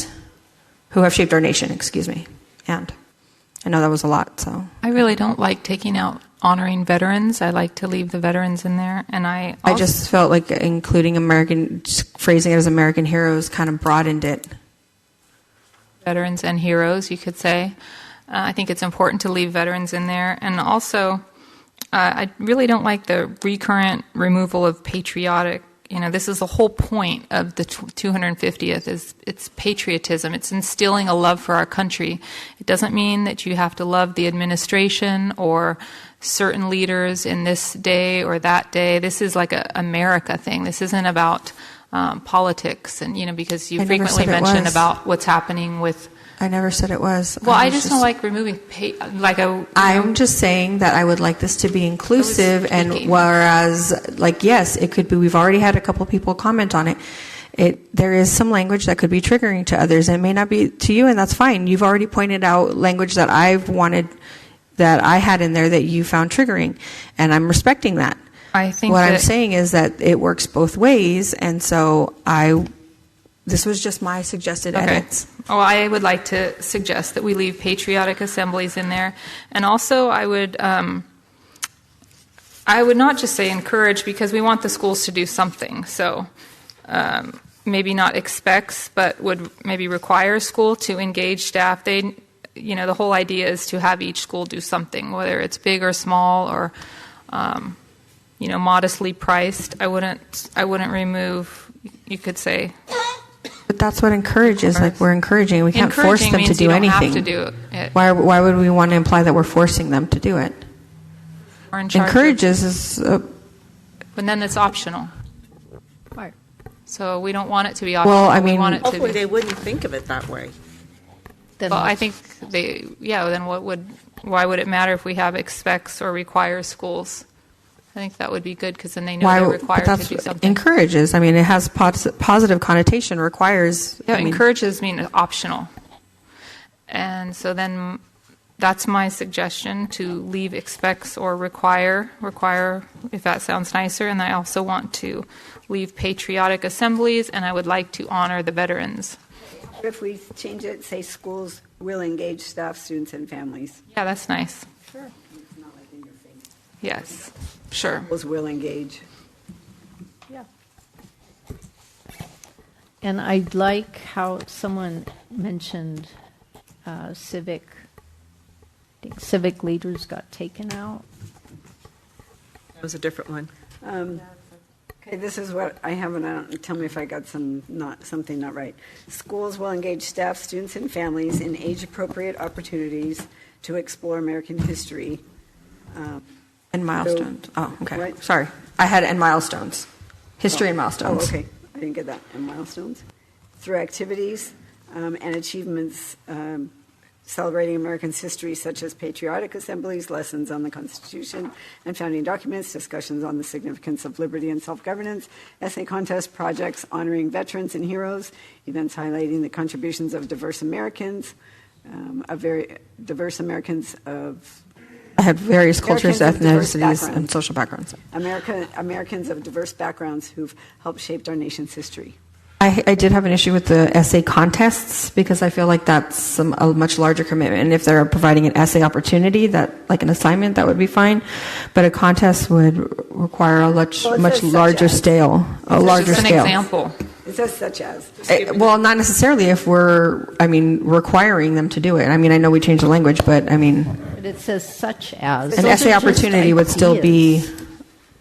But they don't have to do that. They can do whatever they want. That's just an example listed. Or if you want to say for example instead of such as, but that's what such as means, is for example. About achievements that may include. Sure. Just to give ideas. Optional. Yes. A wide range of ideas so that it doesn't feel so stressful. Lessons on the Constitution and founding documents, discussions on the significance, blah, blah, honoring veterans and heroes, highlighting the contributions of Americans with diverse backgrounds who've helped shape our nation's history. I just put who helped shape our nation. I think we throw history in there a lot, but Okay, that sounds good to me. Just leave it at nation? Nation. Okay. Are you getting all this? Yes. Yeah, there you go. There you go. Read it again. I think we got it. We got it. All right. Directs the superintendent to provide principals with flexible guidance. I didn't like optional. Flexible guidance. Sample activities, comma. And I didn't like free resources. I felt free was implying that we would just get them from everywhere. I thought curated resources was better. Because And resources. I just thought curated was nice because it would mean they were tailored to, I just say and resources. I don't think it needs to be curated. That's just two things changed in that one. To support, instead of implementation, I said to support this commemoration. while respecting the time and resources of our educators and staff. The celebration? Yeah, I just thought because it's not an official celebration, it was we're commemorating this. But I mean, I'm good with celebration if that's what you guys want to do. Okay, so that sounds good. Commemoration? While respecting the time and resources of our educators and staff. But I just didn't like the curated part. Can we leave that part out? We already did. Okay, cool. Without adding significant costs or time burdens to school or staff. All right. What did you change that to? To while respecting the time and resources of our educators and staff. Yay, be it further resolved. Here we go.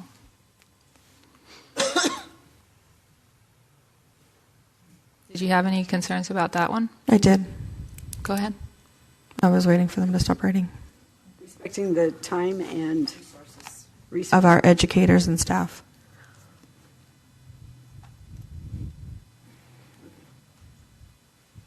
Be it further resolved that the Redlands Unified School District commits to using this semi-quincentennial, I crossed out as a platform, commits to using this semi-quincentennial to inspire students to, and crossed out, embrace the principles, inspire students to examine the ideals and intentions of the founders, fostering a deep appreciation for the civic responsibilities required to maintain a free society and encouraging them to carry forward the legacy of innovation, resilience, and progress. It was a lot, but I can...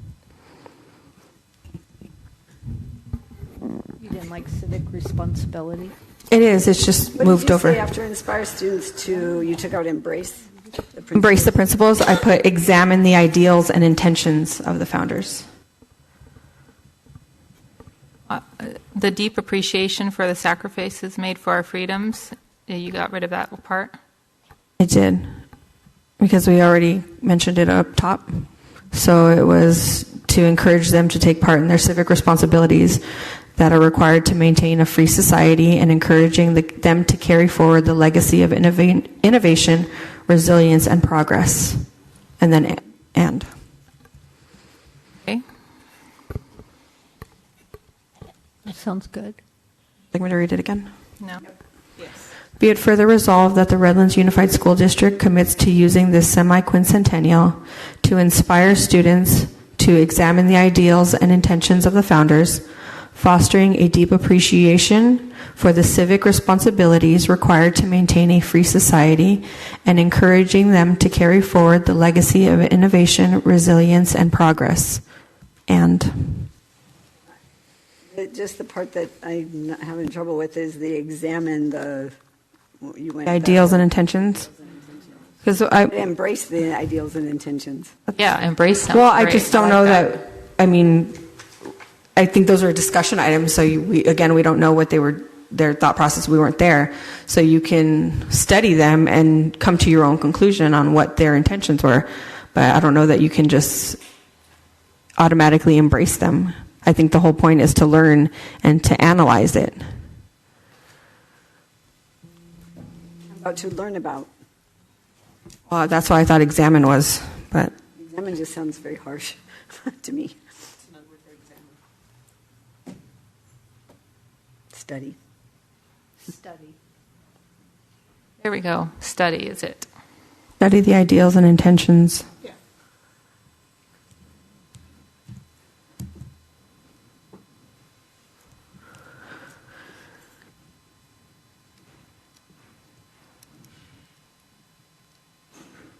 Fostering a deep appreciation for the civic responsibilities required to maintain a free society and encouraging them to carry forward the legacy of innovation, resilience, and progress.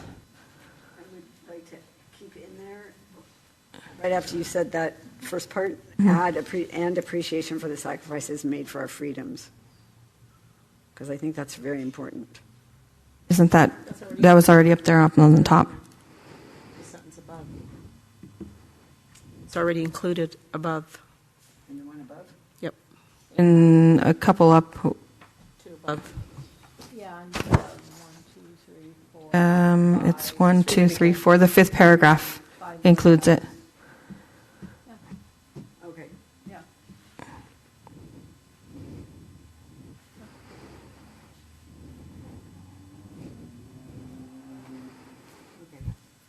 Last one. Be it further resolved that the Redlands Unified School District, I removed calls upon, because it felt very harsh.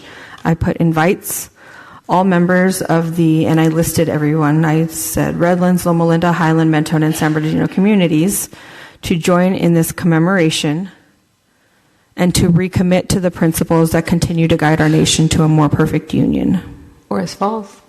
I think we should just keep it to community. It should say members of our school communities. Yeah.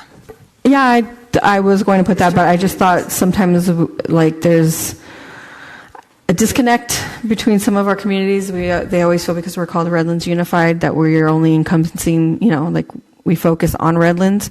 So I thought it would be nice to name them. Well, if you want to name them, you got to include all of them. So put Forest. Okay, so I forgot Forest Falls. So I think to make it easy, just put district communities. I agree. That makes it easier. Okay. To join, but it was invites all members, and then to join in this commemoration. But I guess it would have to reflect what we did above. I don't remember what we did. You put commemoration. Yeah. Celebration. And then after commemoration, it was. The title is celebrating, so that's why I thought it should be celebration, because the title is So celebrating. do we want to change the top to commemorating America's 250th anniversary? It's like we're trying to have them Celebrating. celebrate. We want them to celebrate. Celebrating on this one. Yeah, it's a birthday party. So wherever commemorative is up there, we need to change that to celebration or celebrate or whatever. Commemorate. I don't remember where it was. Okay, so be it further resolved that the Redlands Unified School District invites all members of the district communities to join in this celebration. And then I had changed it to cross everything else out and recommit to the principles that continue to guide our nation to a more perfect union.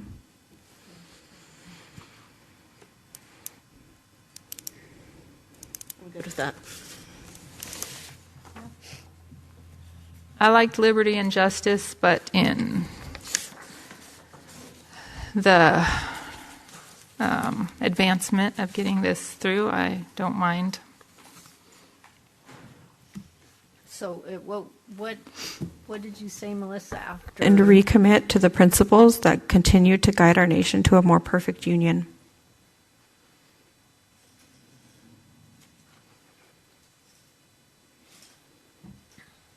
Liberty, justice, freedom for all. Yeah, those are the principles. Nice. That's okay. I'm willing to go with it, just so that we can move forward. Do you like that, Michelle? Yeah, I missed part of it, so I'm trying to Recommit to the principles that continue to guide our nation to a more perfect union.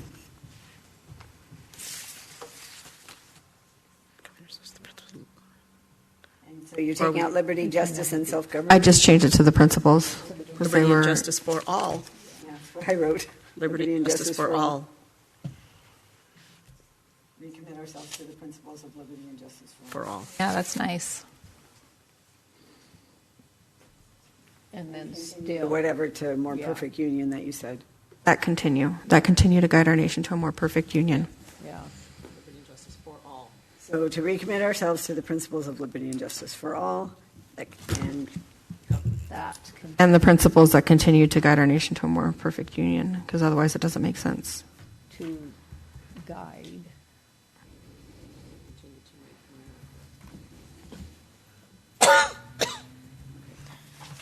you should read that again, like how it's really going to say, look.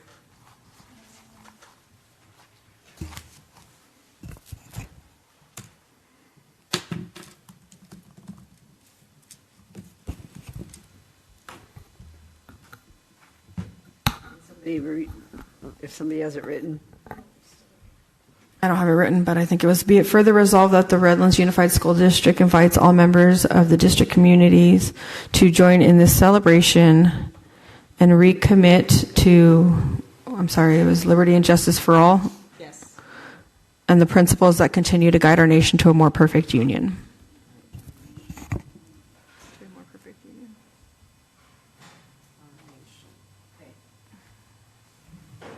All right, how's that sound?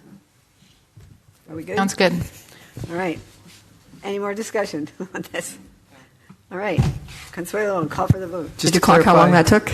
Yes, just to clarify though, what you would be voting on is the edited, all the Draft. agreements, Yes. which you don't technically have a draft in front of you, but you would be voting with the expectation that that's what you would see in front of you as an official resolution. Okay. How long did it take? 40 minutes. Thank you. I appreciate that.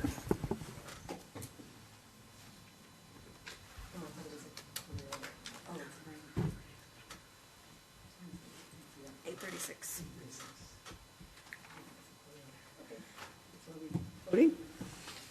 Yes. Oh, it's right here. In progress.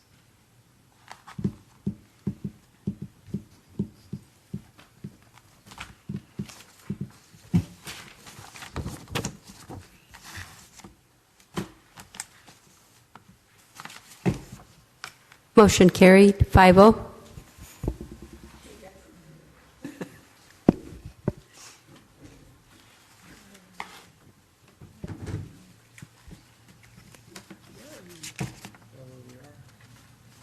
Yeah, I lost my page. Okay. Do I have a motion to adopt? Oh, nope. Moving on to human resources consent items. Mrs. Bruick, do you have any changes or additions? No changes or additions, thank you. You guys still awake over there? Yeah, right Do you have a motion to approve human resources consent items as listed under 17A through 17C? So moved. Second. Thank you, Jeanette. Thank you, Candy. Any discussion? All right, I'll call the vote.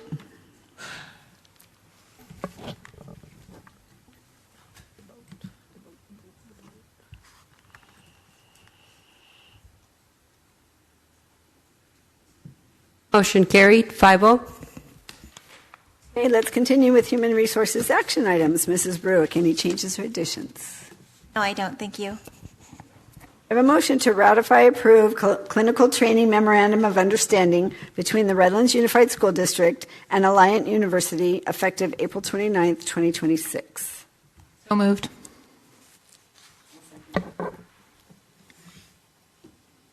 Any discussion? I'll call the vote.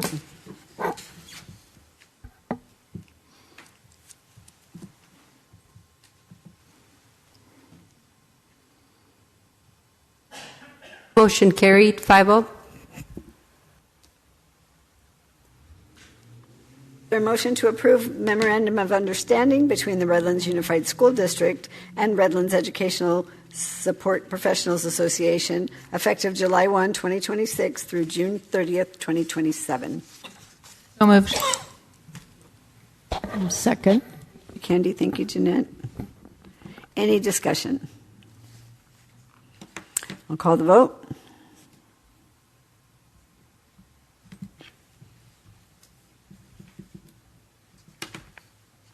Motion's carried, 5-0. I have a motion to adopt resolution number 2025-2026-30 pertaining to layoffs and/or reductions of classified positions. So moved. Second. Andy, thank you, Jeanette. Any discussion? I'll call for the vote.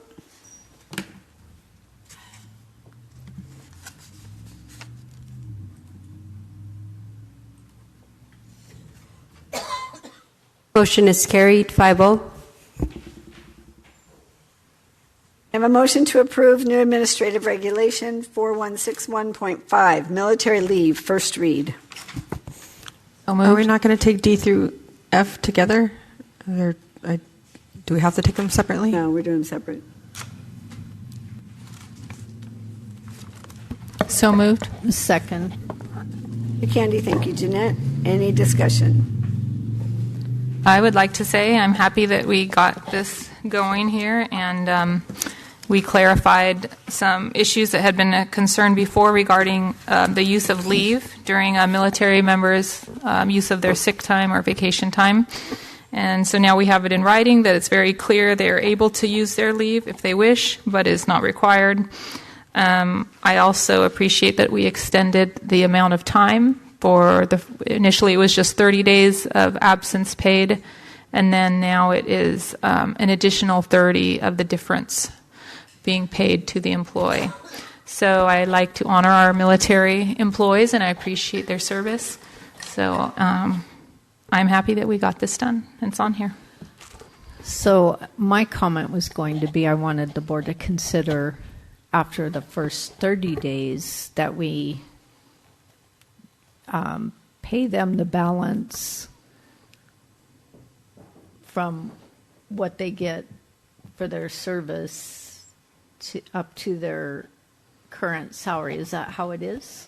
Yeah, for the next 30 days, it's the difference being paid. Okay. I could not find that. Okay, great. All right, we'll call for the vote.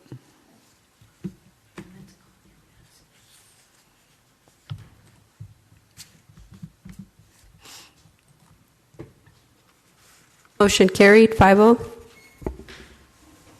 Right. Is there a motion to approve new administrative regulation 4261.5, military leave first read? So moved. Second.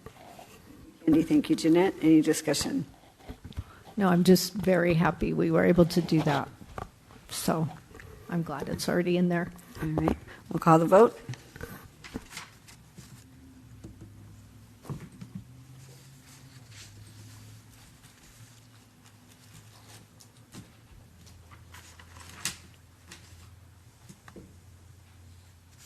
Motion carried, 5-0. We have a motion to approve new administrative regulation 4361.5, military leave first read. So moved. I'll second. Any discussion? Call for the vote.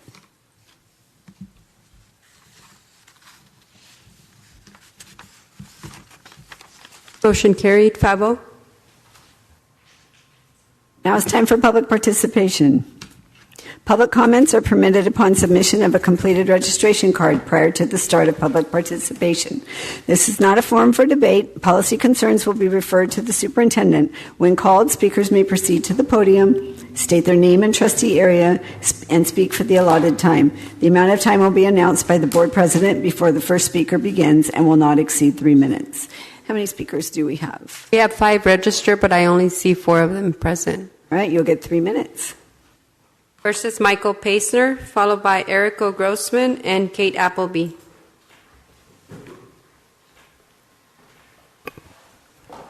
Welcome back, Michael. Thank you. Mike Paisner, Area 5. I want to thank you for that interesting discussion of that resolution, because I think it was really telling. The original version had a lot of words in that I think say something about people's perspectives. Words that started with instill, require, call upon. Those are words of authority, of control, giving orders. And what it was changed to, or at least suggested in many cases, were words like encourage and invite, in which you respect people's autonomy. And I think that's really important to keep using words like that.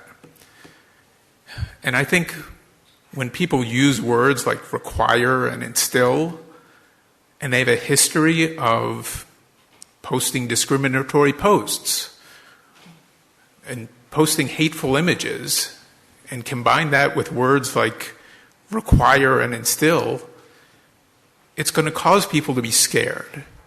It's going to cause people to be angry. Because if you're discriminatory and you're using those types of words, how do you expect people to react?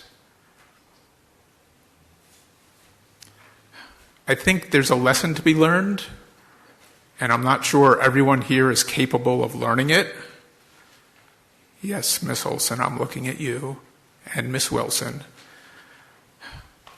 You need to consider your language.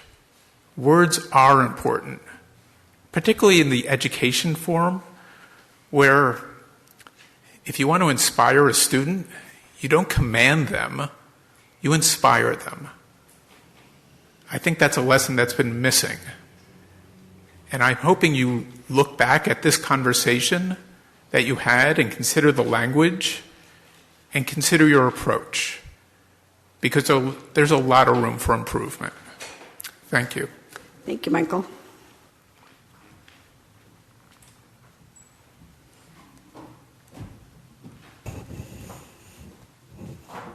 I don't think Erica's here. Kate?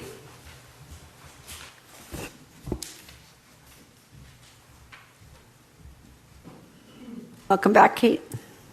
Thanks.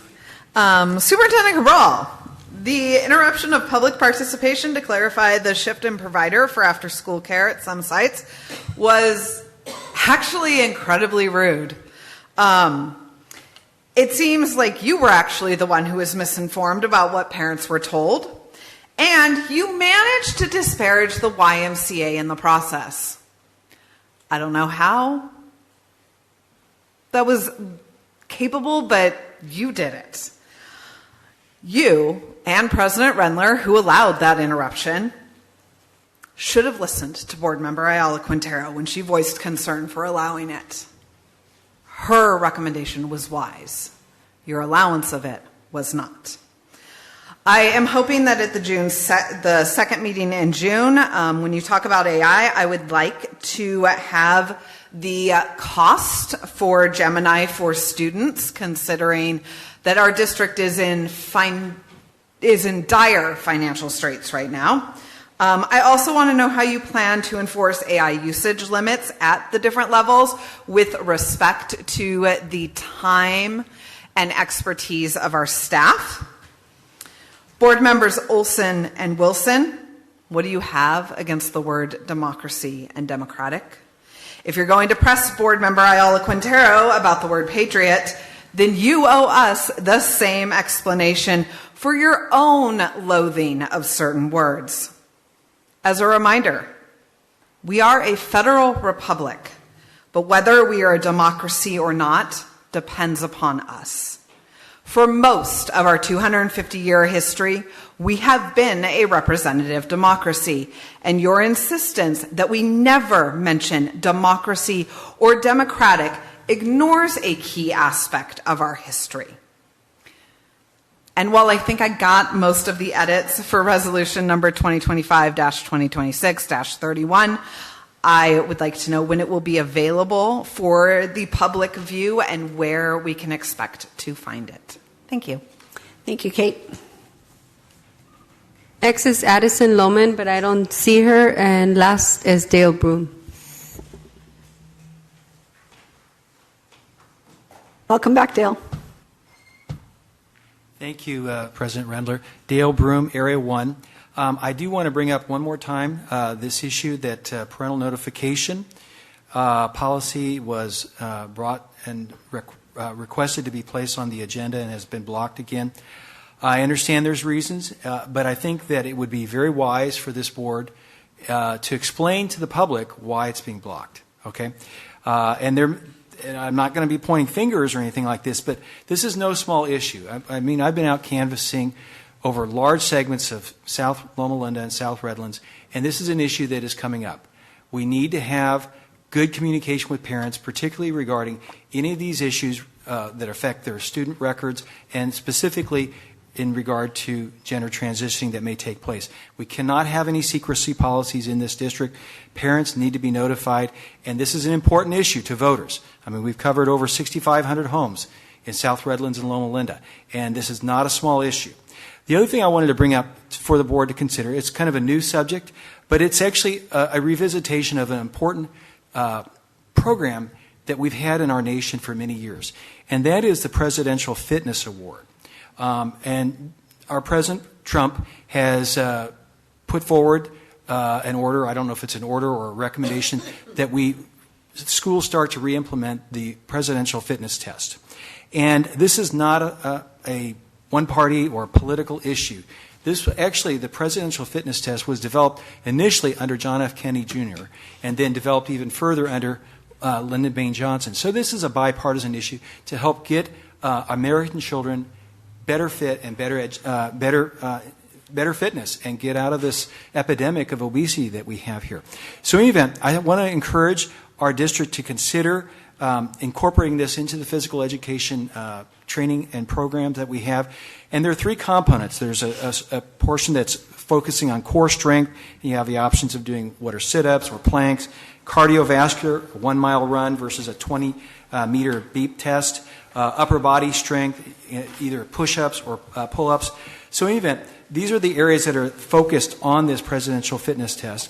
And it's estimated that only about the 85th percentile of students in terms of these categories would be able to earn this award. But they have a lesser award called the National Fitness Award, which about 50%, it reaches about 50 percentile in terms of the achievement level.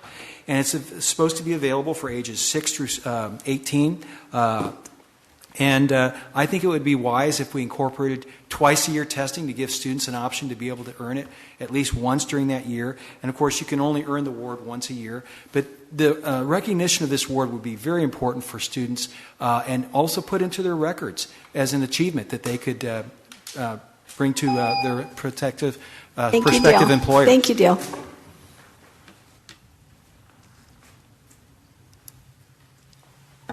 All right, moving on to board comments. Anybody have something they'd like to say? We'll start with you, Jeanette. Start over there this time. I'm always first. Oh, but that's what they always say, too. Let's see. I had some great experiences since our last meeting. The Film Fest that the district puts on was very amazing. The students that create their own films, and it's held at the Harkins Theater, so that was a great event.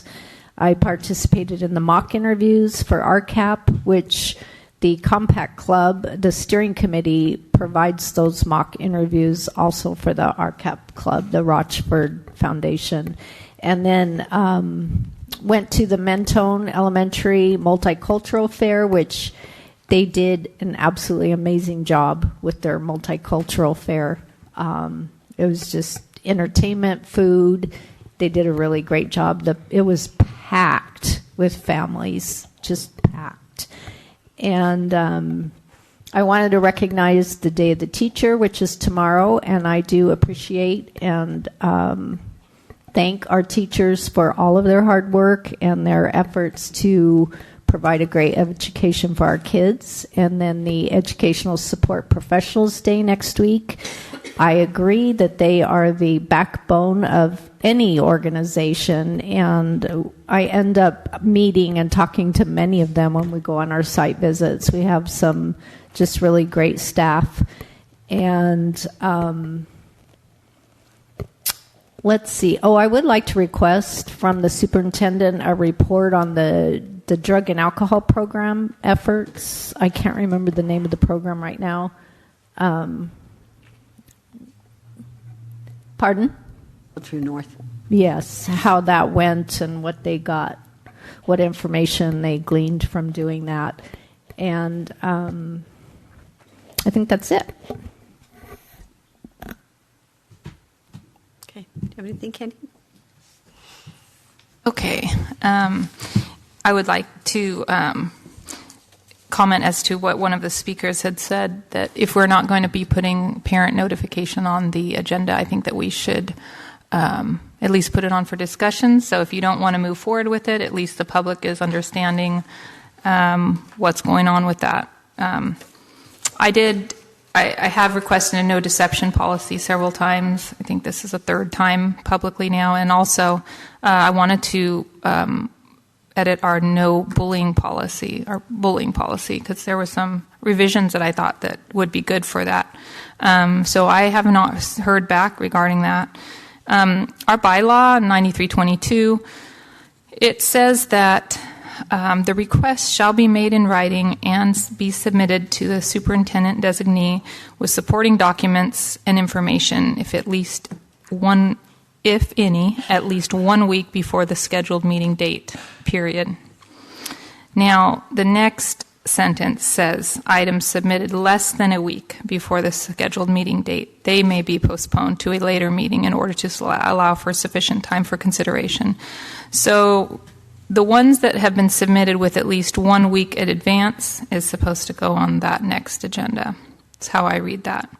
Items submitted less than a week before the scheduled meeting date may be postponed. So I would, I understand if you don't want to move forward with it, but I think that the public deserves it to be. If you don't want to move forward with parent notification, at least we have something in writing like a no deception policy. I think that the parents demand a no deception policy so that they can feel comfortable. Even though I understand we're not lying to parents, so that makes me feel really great. But, it would be nice to solidify something for the confidence of our parents. And on to a better note, I was super impressed with the AVID student scores. That was really amazing. They've done fantastic. So that was really exciting to see. And I'm very excited to see our state testing results and see how our board goals, something we can all agree on and celebrate together.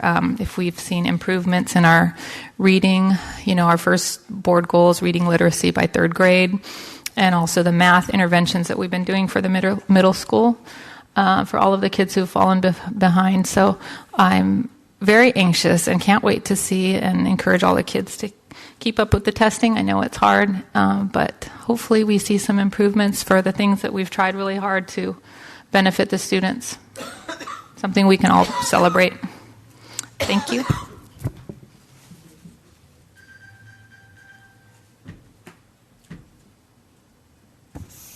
Just a couple things. I attended the Boy Scouts of America where they honored Tim Rochford. He was honored as the Citizen of the Year, which was really nice, and it was great for someone who's so deserving and who has done so much for Boy Scouts and for the community as well.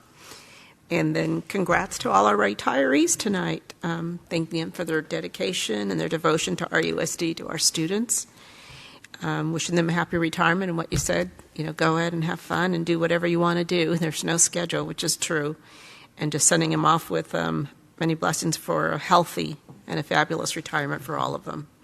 And then to our teachers in RESPA, Day of the Teacher for tomorrow, as Jeanette said. Thank you for everything they do, and to our RESPA members for next week for all their hard work and dedication. Thank you.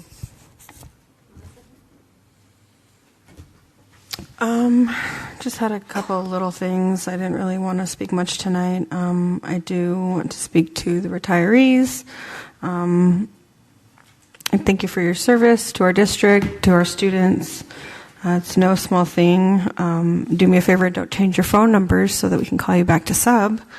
But I also wish you all the best, and I hope you have a wonderful retirement because you very much earned it. The other thing I want to speak to is the unfortunate layoff resolution. I want to apologize to the staff that we've had to lay off. I apologize from the bottom of my heart. We have failed you. The education system as a whole has. We shouldn't have to make budgetary decisions when it comes at the expense of our children's well-being. Your separation from the district says nothing about you as an educator or a person. It says that we still aren't taking our children's well-being serious enough. So I am sorry for that. It's never easy, and it's a very dark day. So thank you. I attended the film festival. Jeanette and Candy were there, and Mr. Cabral. It was very inspiring to see the creativity of all of our students. From elementary through middle and high school, these students show their many talents on the big screen. It's always a great event. And along with the administration from the district office, I got to watch the opening of Leadership Day at Bryn Mawr on May 1st. All the children were there in their costumes, and they showed their heritage through song and poems and dance. And I love that the alumni of Bryn Mawr come back every year and they perform their dances for the students. Congratulations to the 5th grade essay winners tonight that are being recognized at the Burge Mansion. I wish I could have been there, but I look forward to hearing all your essays. A special congratulations to Alonzo from Clement. he won the Golden Pikachu Trophy. Proud of you and all the other students in the esports tournament. I think some of my children and grandchildren would have loved to receive that award back in their middle school days. The next 4 weeks are packed with events across our district, from scholarship awards to career fairs, music concerts, awards programs, possibility proms, lunches, ribbon cutting ceremonies, and not to leave out the elementary senior walks and our graduations. Enjoy all the wonderful things our students are doing these days. These days will go by quickly, and the memories will last a lifetime. I also want to congratulate all the retirees and all our student athletes who won the spring awards. Almost 300 years of service combined from our classified staff is amazing. And just want to tell you all to have a great next few weeks and a great end of the school year. And that's it for me, Superintendent. Yes, thank you. First of all, just to clarify, yes, I apologize for trying to help parents feel better about the situation. I did seek permission to do that, and it did not go the way that I had hoped. YMCA is a great partner of ours. What I was referring to is a flyer that alarmed some parents that specifically states that the YMCA ACES program is not going to continue. That communication is what I was referring to as being misleading, because we had parents reaching out saying that ACES is no longer going to be here, and that's not true. ACES is going to be there. The other communication that was sent out was via an email, and that was different. That was accurate, and I think that maybe is what one of our parents may have been referring to. And so there were two different communications that were sent out. I wanted parents to know that the after-school program is not going away. That's all I really wanted to make clear. In retrospect, I probably should have just said, Ms. Buckmiller will meet with you after this meeting to clarify, so that I just didn't want parents leaving the meeting thinking that we weren't going to have after-school programs. That was my intent.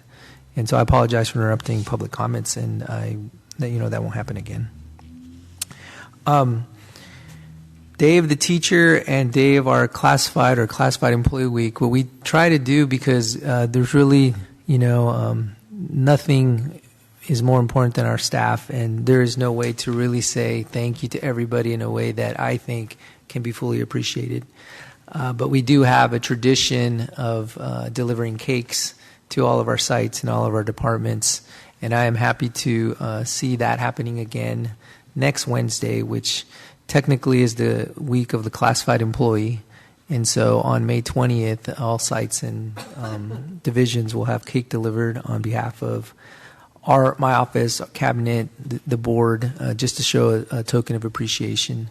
Why on May 20th? It is, sometimes we do it on the Wednesday of Teacher Appreciation Week, which was actually last week, technically. And so Teacher Appreciation Day would have been, I think it was May 10th, or it was the Wednesday of last week. May 20th we've chosen Classified Week to have those cakes delivered, and so hopefully everybody can at least grab a piece of cake on that day as a thank you from us. I also did a video that, hopefully is no longer, it's no longer in 30 seconds, so hopefully everybody will watch, just watch it once. And it's just my way of also sharing my appreciation for all our staff. The expectations we have for everybody is unlike anywhere else, and we understand that, and we commend you for the work that you do with our students on a daily basis. I also want to commend the board, because I do believe that this may be, and I'm going to go back to check, but this may have been the first time that we actually had a discussion and then it resulted in a 5-0 vote moving forward on something that everybody worked on together. And so I believe that that is commendable and as something to note. We also have had a couple of items come forward to the board. One today, the military leave, that was through committee work, that again was work done by the board, and that also moved forward with 5-0. We had our mental health policy that was worked on by committee, then came to the board and also passed. And so I just thought I would point out some of our positives that we have been able to accomplish as a board, and I believe that was commendable. Graduation is my favorite time of the year. It brings out the reason why we do what we do. We're going to have over 1,500 students, actually closer to 2,000, cross the stage the first week of June, and every single night is going to be a celebration. And it ends with some of my favorite moments, which is our adults who've decided to return to school and get their diplomas, and they get to walk across the stage on Friday afternoon.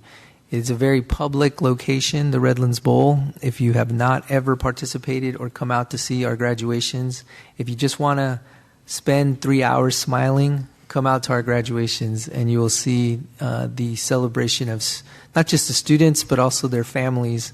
It is quite a moment, and it really is a reminder that this is why we're here. We're here to see our kids not only graduate, but they are smiling because they're graduating with a plan. They know what they're going to do when they wake up the next day, and we're very proud of that. And, you have to have tickets. well, actually, you have to have tickets to get in, but it's just a chain link fence, so you can actually look through and watch just as well. But we have a limited spacing. I think everybody gets 5 tickets, and it's very difficult to have more than that because the Redlands Bowl only seats so many. But yes. Kids, make sure you pick up your tickets. Okay, that's all of my comments. Thank you very much. On to discussion items. The first item on the agenda is Inland Personnel Council.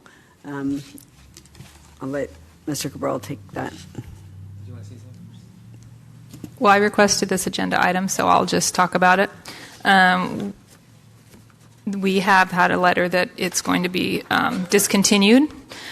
So we will see how that reforms later. But I think it was really important that we should have had this discussion earlier. But maybe when it comes and presents back to the board, I would really appreciate that the language that was concerning to the public and myself, the language specifically was talking about specific employee-employer advice to seek and share advice regarding like confidential HR matters. And while I understand, I spoke to HR director that we were not sharing confidential HR employee situations through this council. That doesn't mean that other districts weren't. And the language is very concerning because we shouldn't be doing that with other districts. We shouldn't be speaking about one of our employees with a group of a council. So hopefully that language is different when it reappears. And it was also problematic because it was auto-renewing. And this began back in 2012. And none of us knew that we didn't know here that this was auto-renewing. We had a contract with IPC, and we became aware of it through the public. And so then it took Jason quite a bit of time to find the contract for many years back that it was put into place. And the auto-debiting, that's mentioned that last time too, is that we were not seeing this come across our payroll on our invoices. So I would hope that when it does come back, I hope that those 3 things would be different. Obviously, we need to see it in our agendas to vote on a contract, and we need to see the payments come through. And so that's all I have to say about that. I look forward to, I know they provide a lot of good staff training for us, and I really appreciate Tony DeMarco and Bill Dietrich and John Rajic. I like all of them very much, so I hope we can continue a good relationship with them. Can I ask, because this is news to me, so I'm not aware of what you're talking about. Because I know we got the letter today, but I'm not understanding where you saw that they were sharing employee information. And because my understanding was IPC, I didn't know one of the organizations, but it was San Bernardino County Superintendent of Schools and AALR, there's one of our attorneys, So I'm not understanding the issue.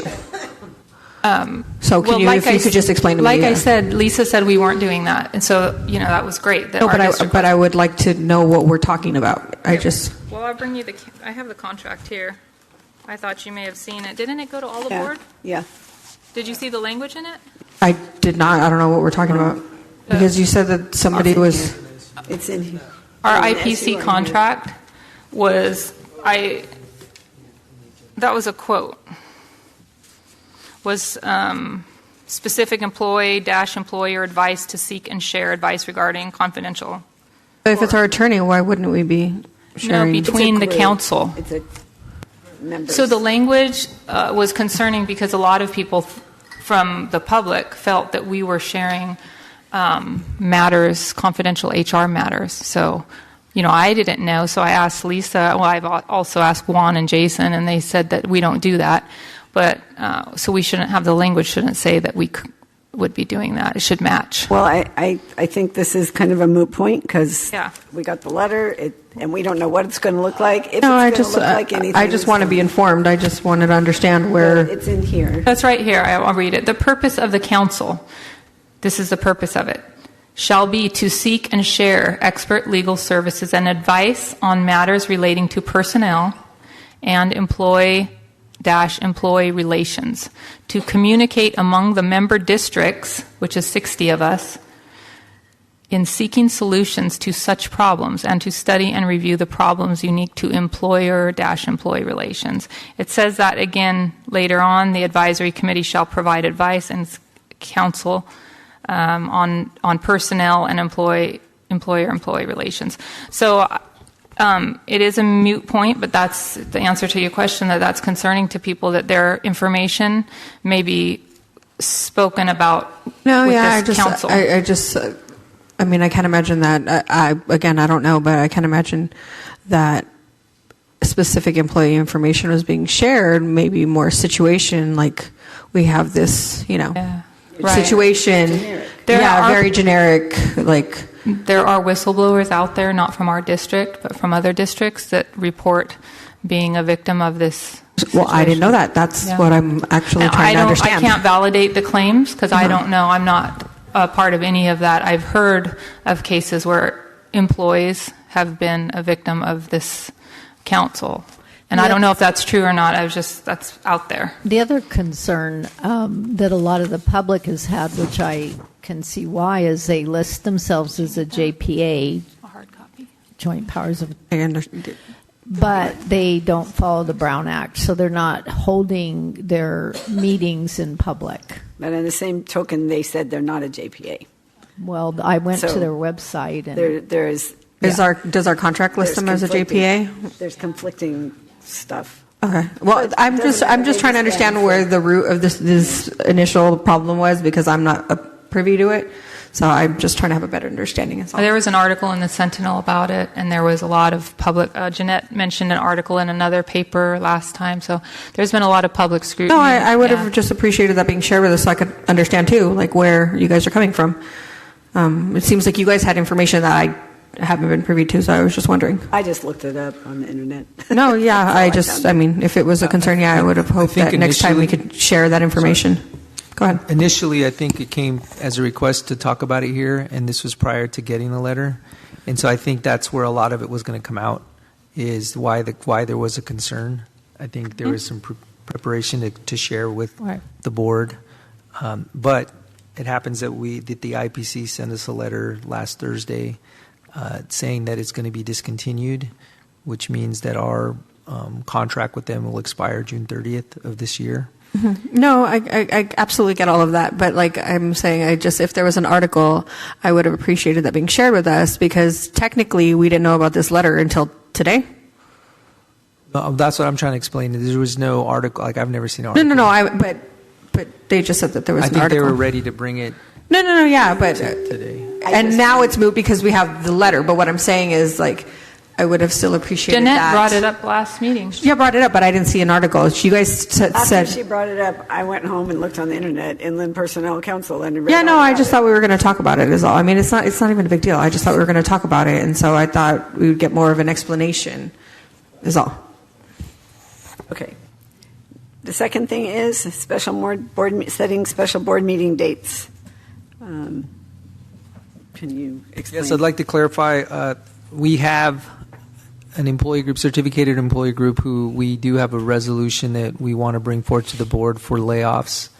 The administrative law judge who heard that case asked for an extension and does not have the results of that hearing ready for us. So per Ed Code, we have to wait for that hearing, which the deadline is May 22nd, and then we have, our understanding is 5 business days to have a special board meeting in order to take action on the final resolution. And so I wanted to make sure that our public understood why certificated layoffs was not a resolution on tonight's agenda and the process that we will follow to carry that out. What I am asking the board is to set a date so that the public understands that the next time that we should be talking about this is within 5 days of May 22nd. The only other option, or the only other thing that may happen, is that the ALJ may come sooner than the 22nd. So if for example, if the decision comes to us tomorrow, then we have 5 days from tomorrow to set a board meeting. And so right now I'd like to set a date per the 22nd deadline, assuming that they're going to take until the 22nd. We can establish that date tonight, and then if we get the decision sooner, then I would be reaching out to you as board members, setting a date, and then making sure that that gets agendized for the public to know when that date is. And so the date that I'd like to throw out there to set tonight is May 27th, which is a Wednesday, May 27th at 4 p.m. Okay, good. I'm good with that. That works. Okay, with the understanding that if the decision comes in sooner, then I would be reaching out to everyone to set a date that would meet the timeline from the date that we got that judgment. Okay, thank you. Anybody have anything else? All right, this meeting is adjourned at 9:17.